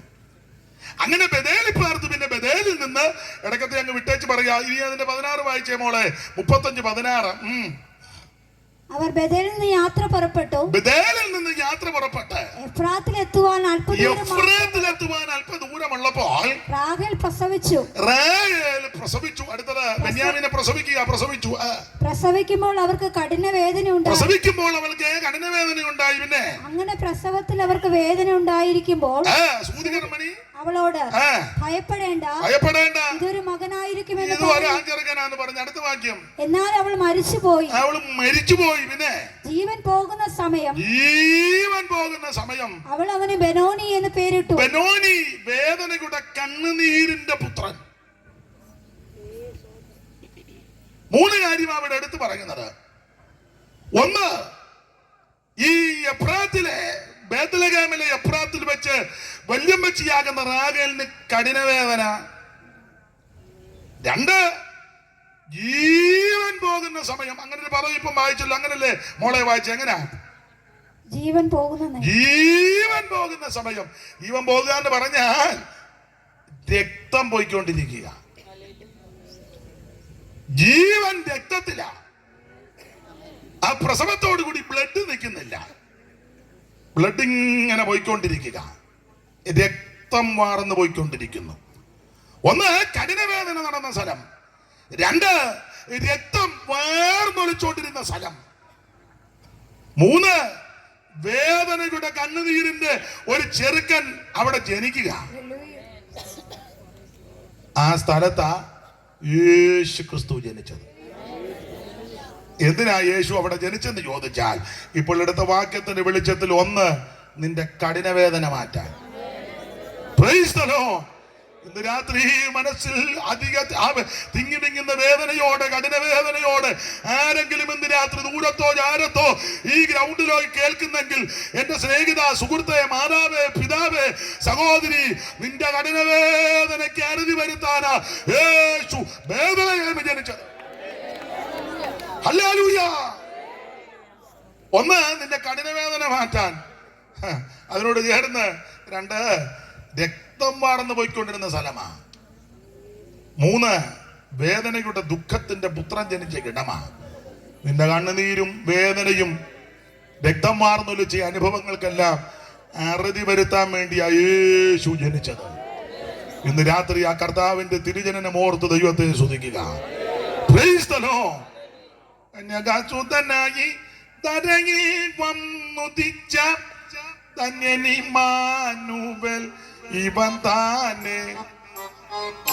കന്യകാസുതനായി തരയിൽ വന്നുദിച്ച ധന്യനിമാനുവൽ ഇവൻ താനെ. ഇവനെ ഇവനെ ഇവനെ ഇവനെ ക്രിസ്തേശു രക്ഷകൻ ഇവൻ താനെ. ഇവനെ ഇവനെ ഇവനെ ഇവനെ ക്രിസ്തേശു രക്ഷകൻ ഇവൻ താനെ. പെന്നുക്കം തകർത്തന്നെ തനിക്കായി വീണ്ടെടുത്ത സുന്ദര രക്ഷകൻ ഇവൻ താനെ. പെന്നുക്കം തകർത്തന്നെ തനിക്കായി വീണ്ടെടുത്ത സുന്ദര രക്ഷകൻ ഇവൻ താനെ. കരമുയർത്തി ദൈവത്തെ മഹത്വപ്പെടുത്ത്. എന്തുകൊണ്ടാണ് യേശു ബേത്ലഹേമിൽ ജനിച്ചത്? അവൻ ആ ഒറ്റ വാക്യത്തിൽ 3 കാര്യമാണ്. ഒന്ന്, നിന്റെ കഠിനവേദന മാറ്റാൻ. സ്തോത്രം. രക്തച്ചൊരിച്ചിൽ ഒഴിവാക്കാൻ. മാത്രമാണോ നിന്റെ വേദനയ്ക്ക് അറുതി വരുത്താൻ. ഇന്ന് രാത്രി മനോവേദനയോടെ ദുഃഖത്തോടെ ആരെങ്കിലും എന്നെ കേൾക്കുന്നെങ്കിൽ, യേശുവിനെ ഉള്ളത്തിൽ ഏറ്റെടുത്ത് നിന്റെ ഹൃദയത്തിൽ ക്രിസ്തു ജനിക്കട്ടെ. യേശുവിന് ഇന്ന് രാത്രി ഹൃദയത്തിൽ ഇടം കൊടുക്ക. ക്രിസ്തു യേശു നിന്റെ ഹൃദയത്തിൽ ഉരുവാകട്ടെ. നിന്റെ കഠിനവേദനയും മാറും, രക്തച്ചൊരിച്ചിലും മാറും, നിന്റെ സകല ദുരിതവും മാറും. ദൈവത്തിന്റെ മഹത്വം. 1-2 കാര്യങ്ങൾ വേഗത്തിൽ പറഞ്ഞു നിർത്താൻ. സമയം എന്തുവായി? വായിച്ചോ ഒന്ന് തന്നെ 9:30. ഇതാ, അല്ലെങ്കിൽ ഞാനങ്ങ് നിന്ന് പറയും. സമയം വായിച്ചു. ഇത് കറക്റ്റാണോ?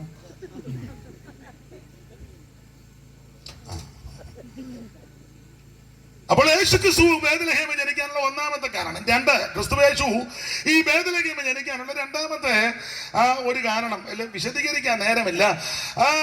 രൂത്തിന്റെ പുസ്തകം 1-ാം അധ്യായത്തിന്റെ 1, 2, 3, 4 വാക്യം വായിച്ചേ 1 മുതൽ വായിച്ചു. രൂത്തിന്റെ പുസ്തകം 1-ന്റെ 1 മുതൽ. രൂത്തിനോട് വലിയ താല്പര്യമില്ലെന്ന് തോന്നി കൊച്ചു. അവിടെ അന്ന കൊച്ചേ രൂത്ത്.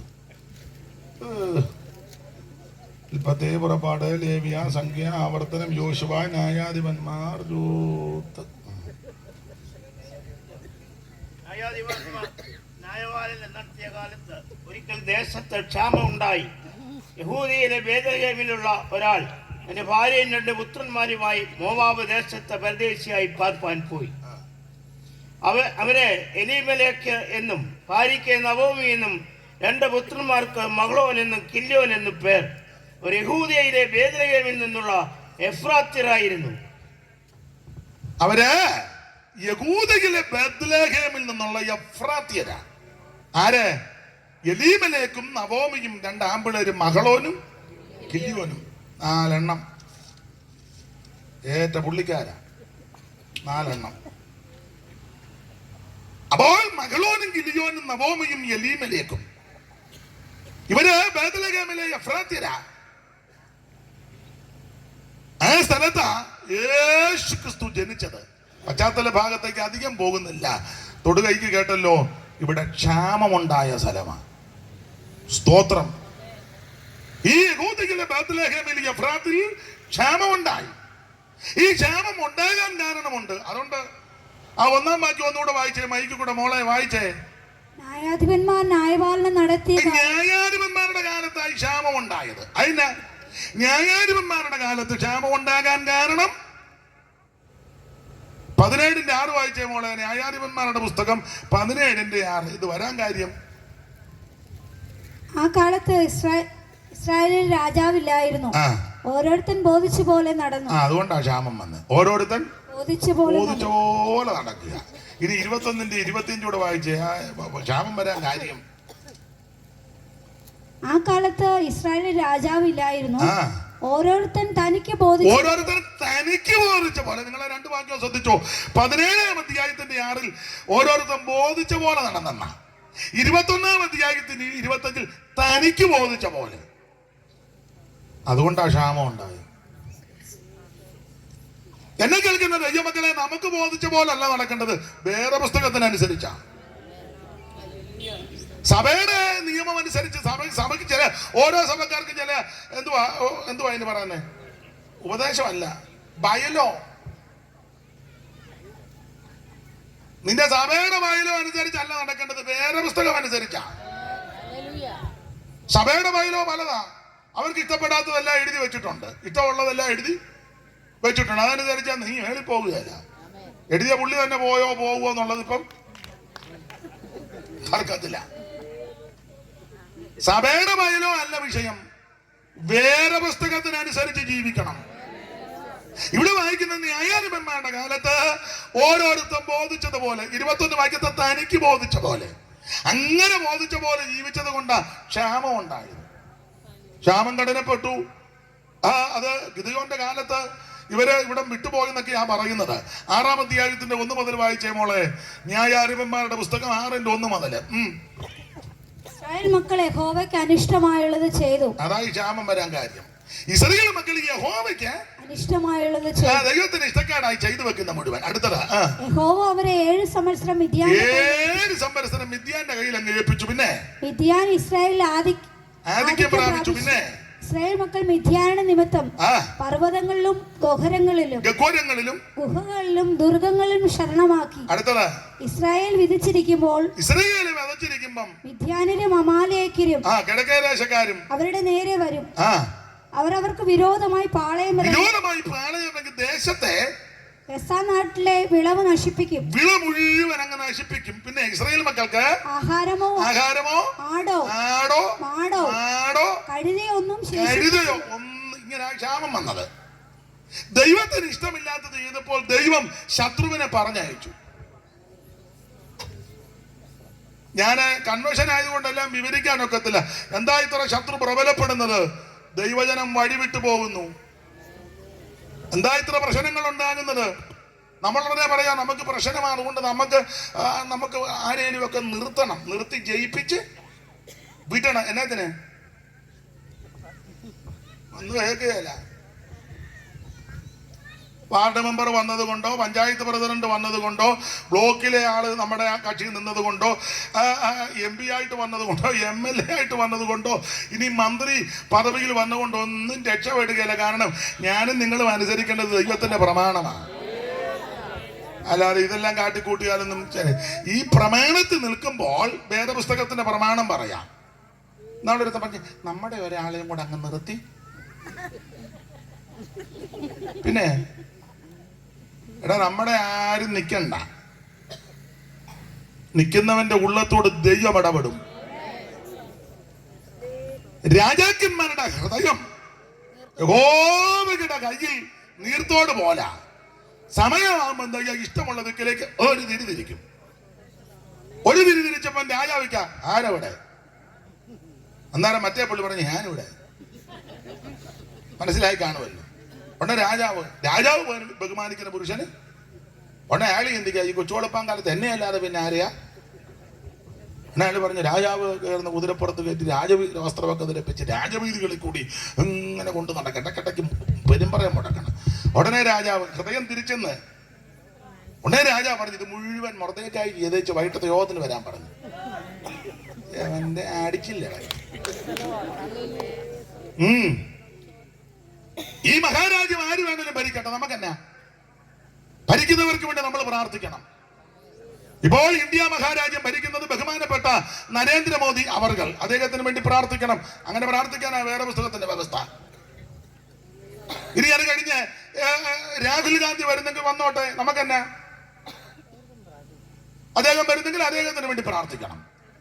ഇപ്പോൾ കേരളം ഭരിക്കുന്നത് പിണറായി വിജയൻ, അദ്ദേഹത്തിന് വേണ്ടി പ്രാർത്ഥിക്കണം. ഇത് കഴിഞ്ഞ ഇനി വി ഡി സതീശനോ പിന്നെ ആരാ സാമയം മിക്കാറും വരാൻ സാധ്യത. ഓ രമേശ് ചെന്നിത്തല വരുകോ? ഇനി വേണുഗോപാലിന്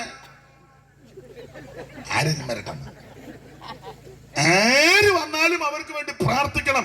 നമ്മളെ ചുമതലപ്പെടുത്തിയത് അതാ. മനസ്സിലാകുന്നുണ്ടോ? പൊട്ടം പെന്തിക്കോസിനല്ല.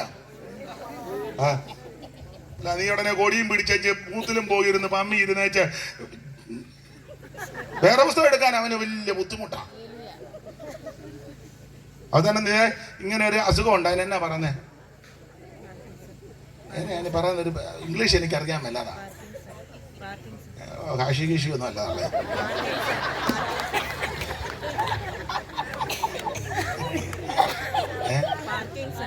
എന്തേലും പഴയ ഭാഷ പറയാം, വെട്ടുവാദം. ദൈവത്തിന് മഹത്വം. ഇന്ത്യ ആര് ഭരിക്കട്ടെ, കേരളം ആര് ഭരിക്കട്ടെ, നമ്മുടെ വിഷയമല്ല. ഭരിക്കുന്നവർക്ക് വേണ്ടി പ്രാർത്ഥിക്കണം. വാർഡ് മെമ്പർ മുതല് അവ സകല ആൾക്കാർക്ക് വേണ്ടി പ്രാർത്ഥിക്കാനാ ദൈവമക്കളെ ദൈവം ചുമതലപ്പെടുത്തിയിരിക്കുന്നത്. ആര് ഭരിച്ചാലും കൊള്ളാം, നീ വിശ്വസ്തയോടെ പരമാർത്ഥതയോടെ വിശുദ്ധിയോടെ പ്രമാണത്തിൽ നിന്നാൽ ഭരിക്കുന്നവന്റെ ഹൃദയത്തെ ദൈവം തിരിക്കും. രാജാക്കന്മാരെ വാഴിക്കുന്നവനും നീക്കുന്നവനും ദൈവമാ. Praise the Lord. കടികെട്ടിയ സാമ്രാജ്യങ്ങളെല്ലാം പരിചയിച്ച് താളടിയായി പോലെ ബാബിലോൺ സാമ്രാജ്യം തലത് അംഗം കൊണ്ട്, മേദ്യ പേർഷ്യ നെഞ്ചും കയ്യും വെള്ളി കൊണ്ട് തകർന്നില്ലേ.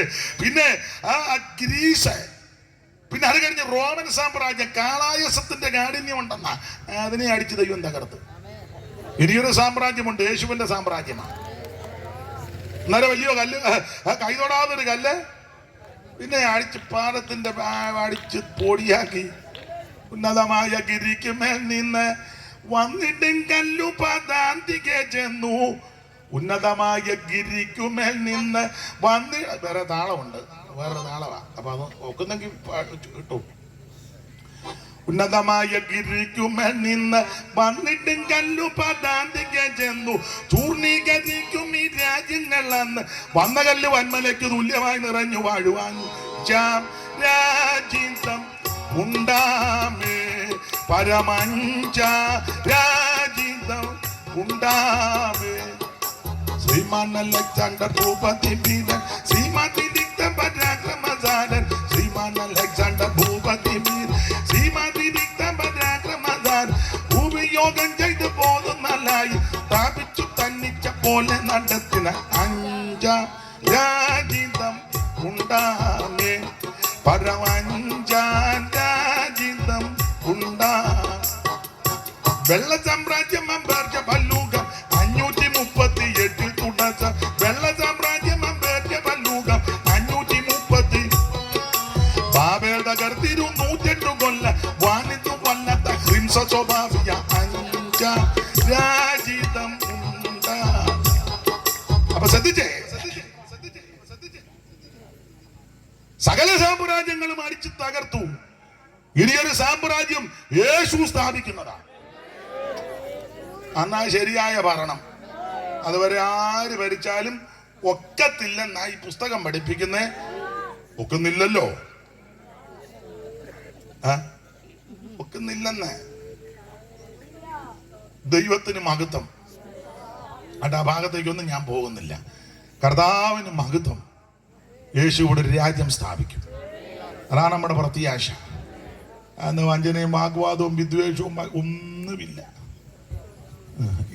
വേട്ടമല്ല ഒരിക്കൽ ഇങ്ങനെ പാടിയതിങ്ങനെ, ഇസങ്ങളി പാരിലില്ലെന്ന.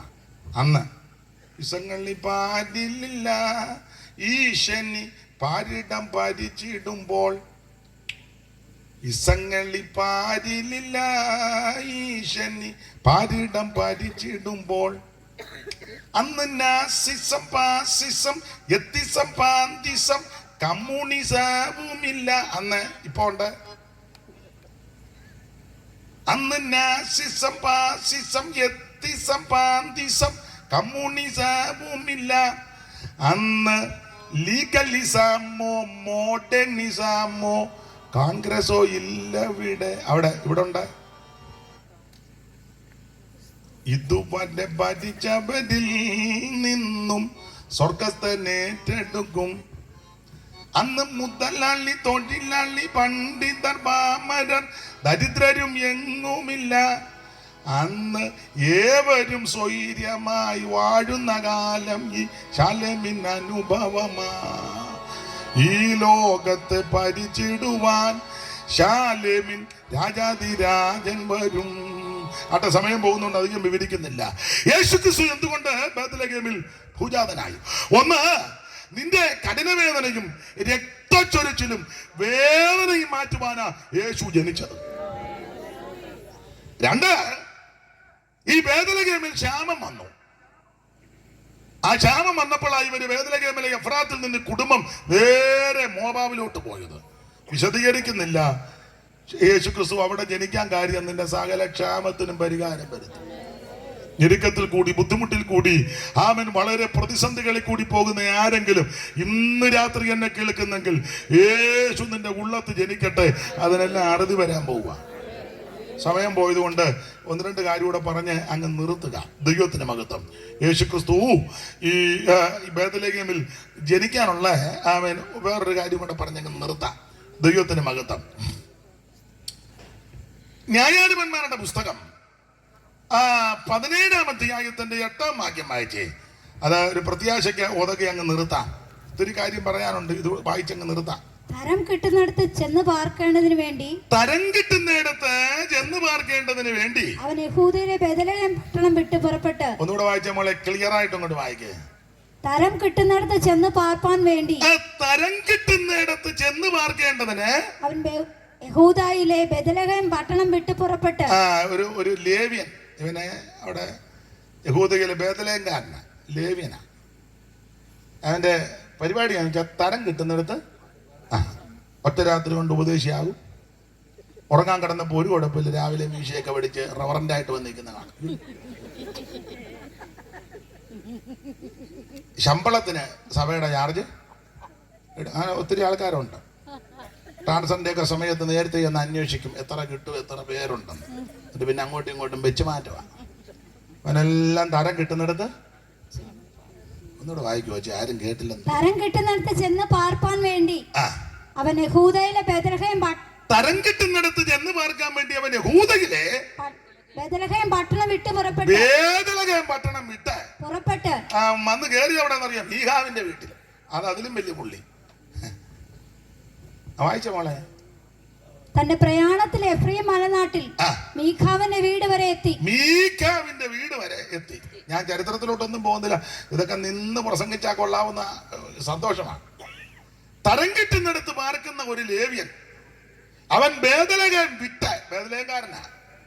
അവിടെ വിട്ട് വന്ന് എഫ്രൈം മലനാട്ടിൽ മീഖാവിന്റെ വീട്ടിൽ വന്ന് കയറി. മീഖാവ് ആരാ? അവൻ അതിലും വില്ലനാ. മോളെ, അതിന്റെ ആ അധ്യായത്തിന്റെ ആദ്യം മുതലൊന്ന് വായിച്ചേ, 17-ന്റെ 1 മുതൽ. എഫ്രൈം മലനാട്ടിൽ മീഖാവ് എന്ന പേരുള്ള ഒരു പുരുഷനുണ്ടായി. എഫ്രൈം മലനാട്ടിൽ മീഖാവ് എന്ന ഒരു പേരുള്ള ഒരുത്തനുണ്ടായിരുന്നു. അവന് കൊച്ചുണ്ണി പോലും ഇവന്റെ ഒപ്പം ഒക്കുകയെന്നുള്ളതാ. ഏതാ? ആ ഇത്തിക്കര പക്കി പോലും ഒക്കുകയാണ്. വെള്ളായണി പരമു, ഇത്തിക്കര പക്കി, പനച്ചോന്നി വേലു, പഴയ കക്ഷികളാ. അതാ കൊച്ചുണ്ണിയുടെ കാര്യം ആദ്യം പറഞ്ഞ കാര്യങ്ങളൊന്നും ഞാൻ പറഞ്ഞില്ലെന്ന് അത് ഭാഷ പറഞ്ഞു. പഴയ വില്ലന്മാരാ. ഇവന് മീഖാവ് വലിയ മിടുക്കനാ. വായിച്ചേ. അവൻ തന്നെ അമ്മയോട് നിനക്ക് കളവ് പോയതും നീ ഒരു ശപഥം ചെയ്തു ഞാൻ കേൾക്കെ പറഞ്ഞതുമായ 1100 വെള്ളിപ്പണം ഇതാ എന്റെ പക്കലുണ്ട്. പെറ്റതള്ളയുടെ അടിച്ചു മാറ്റുന്നവനാ. പെറ്റതള്ളയുടെ കാശ് എടാ, അപ്പനെ അമ്മയും കളിപ്പിച്ചൊന്നും ഉണ്ടാക്കരുത്. അപ്പനും അമ്മയും ജീവിച്ചിരിക്കുമ്പോ അന്വേഷിക്കുകയല്ല. ചാകാറാകുമ്പോ മാപ്പിളയും പെമ്മളയും കൂടെ ചെന്ന് അമ്മച്ചിക്ക് ആരോ റൂട്ടിന്റെ മതിയോ, തള്ളക്ക് വെള്ളം പോലും ഇറങ്ങാൻ കിടക്കുക. ആരോ റൂട്ട് അമ്മച്ചിക്ക് നട്സ് എടി ഈ തള്ള ജീവിച്ചിരുന്നപ്പോ നീ ഇച്ചിരി കഞ്ഞി കൊണ്ട് കൊടുത്തോ? ഇപ്പൊ നട്സും കലക്കിക്കൊണ്ട് വരിക. വല്ല മനസ്സിലാകുന്നുണ്ടോ? മാതാപിതാക്കള് ജീവിച്ചിരിക്കുമ്പോ ചെയ്യണം. എന്റെ വല്യമ്മച്ചി കഴിഞ്ഞ ആഴ്ച മരിച്ചത് 107 വയസ്സ്. 107 വയസ്സിൽ മരിച്ചു. അവരെല്ലാം ഹൈന്ദവ പശ്ചാത്തലത്തിലാണ്. അമ്മച്ചി എൻ്റെ കൂടെ ആയിരുന്നു 3 മാസം. പ്രാർത്ഥന അന്തരീക്ഷത്തിലൊക്കെയാ മരിച്ചത്. അപ്പം ഞങ്ങൾ മരിച്ചു കഴിഞ്ഞപ്പം വല്യമ്മച്ചി എല്ലാവരുടെയും കൂടെ അല്ലേ. അപ്പം ഞാൻ ഉപ്പാപ്പൻ്റെ പിള്ളേരെയും അവരെ എല്ലാവരെയും വിളിച്ച്, അപ്പച്ചിമാരും എല്ലാവരും കൊണ്ട് എല്ലാവരെയും വിളിച്ച് ചോദിച്ചു, അടുത്ത നടപടി എങ്ങനെയാണ്? നിങ്ങൾ നിങ്ങളുടെ ആചാരപ്രകാരം അടക്കണമെങ്കിൽ അടക്കിക്കോ, നമുക്കെതിരില്ല. അതല്ല ഞങ്ങളുടെ രീതിയിലാണ് ചെയ്യുന്നെങ്കിൽ അതിനും ഉടനെ അവരെല്ലാവരും കൂടെ ഒറ്റക്കെട്ടായിട്ട് പറഞ്ഞു, അതൊന്നും വേണ്ട, ഇങ്ങനെ തന്നെ പോട്ടെന്ന്. അങ്ങനെ നമ്മുടെ രീതിയിൽ പ്രാർത്ഥിച്ചു, ആത്മീക ശുശ്രൂഷകൾ ചെയ്ത അമ്മച്ചിയെ അടക്കിയത്. അപ്പൊ അടക്കം നടന്നുകൊണ്ടിരുന്നപ്പോൾ ഒരാൾ എന്നോട് വന്ന് ചോദിച്ചു, ഞങ്ങളുടെ ഒരു അച്ചാച്ചന്റെ പെങ്ങൾ ചോദിച്ചു, മോനെ കോടി ഇട്ടോട്ടെ എന്ന്. ഞാൻ പറഞ്ഞു ഒക്കെ ജീവിച്ചിരിക്കുമ്പോൾ കൊണ്ട് കൊടുക്കണമായിരുന്നു. അതിലെല്ലാം നടന്നേച്ച് ഇപ്പൊ കോടിയും താടിയായിട്ട് വരിക. ഈ ദേഹത്തിട്ടാൽ എന്നിട്ട് ഒരു തള്ള ഇടയ്ക്ക് കയറി അതിട്ട്. അതേപോലെ ഞാൻ കുഴിക്കര ചെന്നപ്പോൾ പറഞ്ഞത് മടക്കിയേക്കാൻ പറഞ്ഞു. ജീവിച്ചിരുന്നപ്പോൾ കൊണ്ട് കൊടുക്കാത്ത നീ ചത്ത് മലന്ന് കിടക്കുമ്പോൾ നെഞ്ചത്ത് കൊണ്ട് നിന്റെ ജോച്ചപ്പയും കീച്ചപ്പയും കോടിയും വെള്ളത്തുണി എന്തിനിങ്ങനെ കാണിക്കുന്നത്? എടാ, അപ്പനും അമ്മയും ജീവിച്ചിരിക്കുമ്പോൾ നാഴി അരി കൊടുത്താൽ കഞ്ഞി വെച്ച് കുടിക്കും. ചൂട് കഞ്ഞി പ്ലാവല കോട്ടി മുളകൊടച്ചതാ മതി. അപ്പനും അമ്മയും ജീവിച്ചിരിക്കുമ്പോൾ ഉരി അരിക്ക് ഉപകാരമില്ലാത്ത നീയെ ചത്ത് കഴിയുമ്പോൾ അപ്പന്റെ അമ്മയുടെ ഫോട്ടോ എല്ലാം ഉള്ള മതിലേലും പോസ്റ്റേലും എല്ലാം വെച്ചു ചാച്ചൻ നിശ്ചയ. ചാച്ചൻ എവിടെ ആയിരുന്നു ഇതുവരെ? ചാച്ചൻ മുണ്ടോപ്പാടത്ത് കിടക്കുകയായിരുന്നു. ചത്ത് കഴിയുമ്പോ എന്നിട്ട് നാട്ടുകാർക്കെല്ലാം മണ്ണും പപ്സും പഴവും. എന്തിനാടാ ഇങ്ങനെ ചെയ്യുന്നത്? ഒരാള് ഞാൻ കേട്ടോണ്ട് വരിക, പഴുത്തില്ലെന്ന് തോന്നുന്നു, മുരിച്ച് കഴിക്കുക. അങ്ങനെയുണ്ട്. ഇത്രയും പഴുപ്പ് വേണ്ടായിരുന്നല്ലോ ജീവിച്ചിരുന്നപ്പോ കൊണ്ട് കൊടുത്തിരുന്നല്ലോ. എടാ, തന്തയും തള്ളയും ജീവിച്ചിരിക്കുമ്പോ ചെയ്യേണ്ടത് ചെയ്യണം. മക്കളാന്നേലും സഹോദരങ്ങളെ ജീവിച്ചിരിക്കുമ്പോ ചെയ്യണമെന്ന്. മരിച്ചു കഴിഞ്ഞിട്ട് എന്ത് ചെയ്താലും ഏക്കത്തില്ലെന്ന്. പിന്നെ കുറെ പേർക്ക് മേളാങ്കിക്കാം. ഞാൻ അമ്മച്ചി അടക്കിയപ്പോൾ ഞാൻ തീർത്ത് കാര്യം പറഞ്ഞു. ഇന്ന് രാത്രി തള്ള ഇവിടെങ്ങും വന്ന് നിൽക്കുകയല്ലെന്ന് പറഞ്ഞു. കാരണം ബോധക്കേടുകാരുണ്ട്. ഈ തള്ള ഇവിടെങ്ങും വന്ന് നിൽക്കത്തില്ല. ആ ചെടിയുടെ കീഴിലോ ആ ചെമ്പരത്തിയുടെ കീഴിലോ ഒന്നും. ഒന്നാമത് 107 വരിക. 3 മാസം അനങ്ങാൻ മേലാതെ കിടക്കുകയായിരുന്നു. അന്നേരമായി ഇനി അവര് ചാടി വരുന്നെന്ന്. ചുമ്മാ ഊളത്തരവൊക്കെ വിളിച്ച് പറയാതെ. ഇതൊക്കെ ജീവിച്ചിരിക്കുമ്പോ ചെയ്യണം. മരിച്ചു കഴിഞ്ഞിട്ട് ചെയ്തിട്ട് ഏക്കുകയല്ലെന്നായി പറഞ്ഞത്. ദൈവത്തിന് മഹത്വം. ചെയ്യേണ്ട കാര്യം ചെയ്യേണ്ട സമയത്ത് കൃത്യമായിട്ട് ചെയ്യണം. മാതാപിതാക്കൾ ജീവിച്ചിരിക്കുമ്പോ ചെയ്യണം. അവര് മരിക്കാറാകുമ്പം പമ്മി അടുത്ത് എന്നേച്ച് കള്ളയാധാരം ഉണ്ടാക്കരുതെന്ന്. മനസ്സിലായ? കൈ പിടിച്ചാമുക്കി നിനക്ക് നിന്റെ സന്തതിക്കും ഗുണം വരികയല്ല. ഈ മീഖാവാര പെറ്റതള്ളയുടെ സ്വത്ത് അടിച്ചു മാറ്റിയ കള്ളനാ. ഒന്നുകൂടെ വായിച്ചേ മോളെ, എല്ലാരും കേട്ടു. മലനാട്ടിൽ മീഖാവ് എന്ന പേരുള്ള ഒരു പുരുഷനുണ്ടായിരുന്നു. മലനാട്ടിൽ മീഖാവ് എന്ന പേരുള്ള ഒരു പുരുഷനുണ്ടായിരുന്നു, വില്ലൻ. അവൻ തന്റെ അമ്മയോട് നിനക്ക് കളവ് പോയതും നീ ഒരു ശപഥം ചെയ്ത് ഞാൻ കേൾക്കെ പറഞ്ഞതുമായ 1100 വെള്ളിപ്പണം ഇതാ 100 വെള്ളിപ്പണം ഇതാ എന്റെ പക്കലുണ്ട്.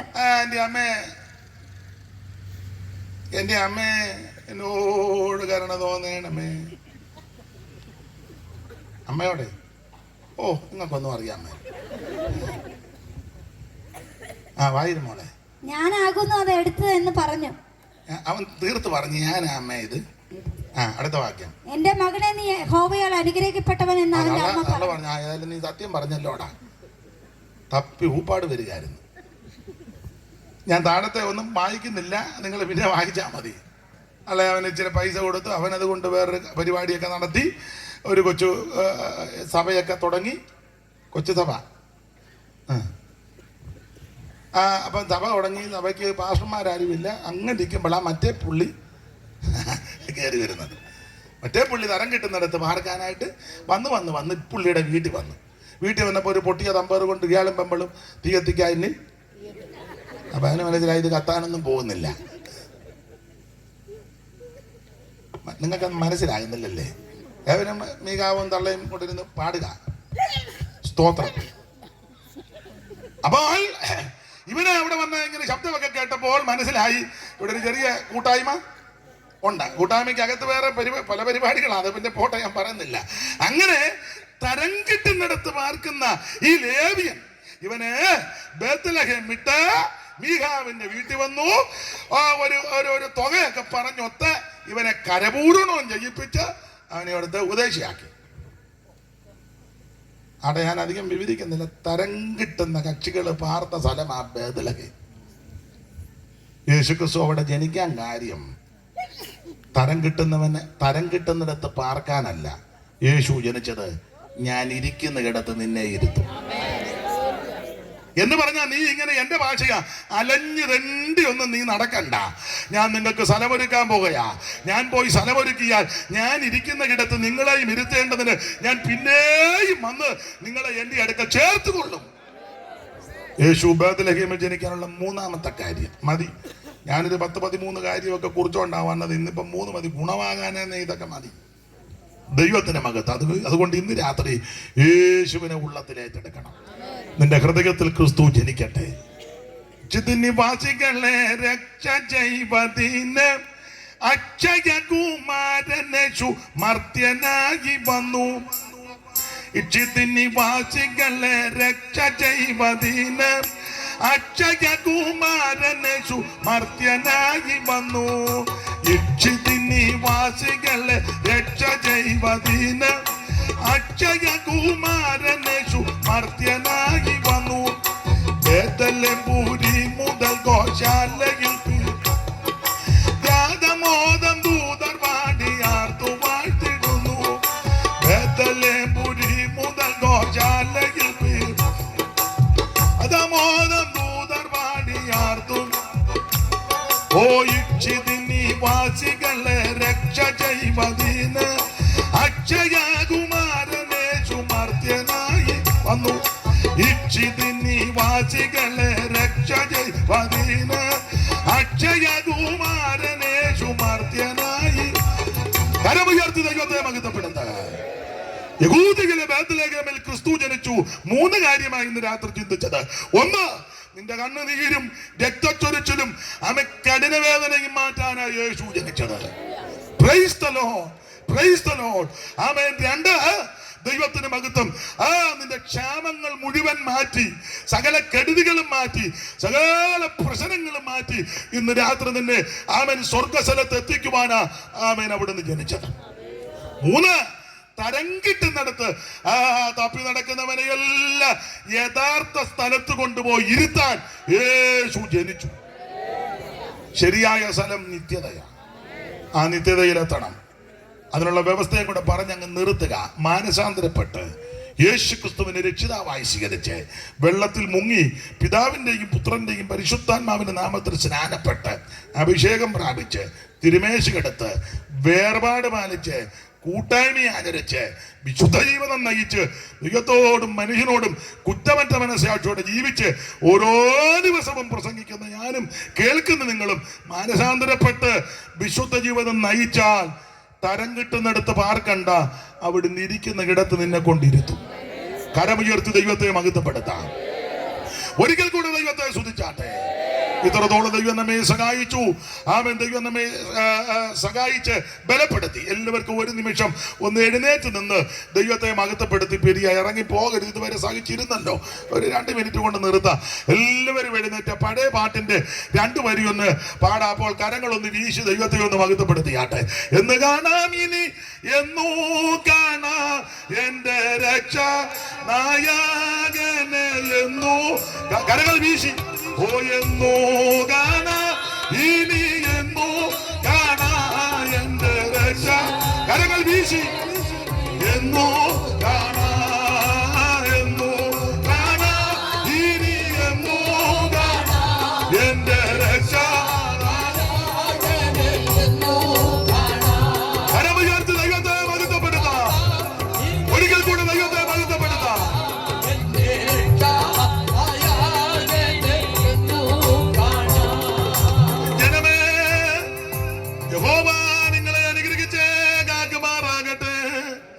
യഹോവ തിരുമുഖം നിങ്ങളുടെ മേൽ പ്രകാശിപ്പിച്ച് നിങ്ങളോട് കൃപയുള്ള നൽകുമാറാകട്ടെ.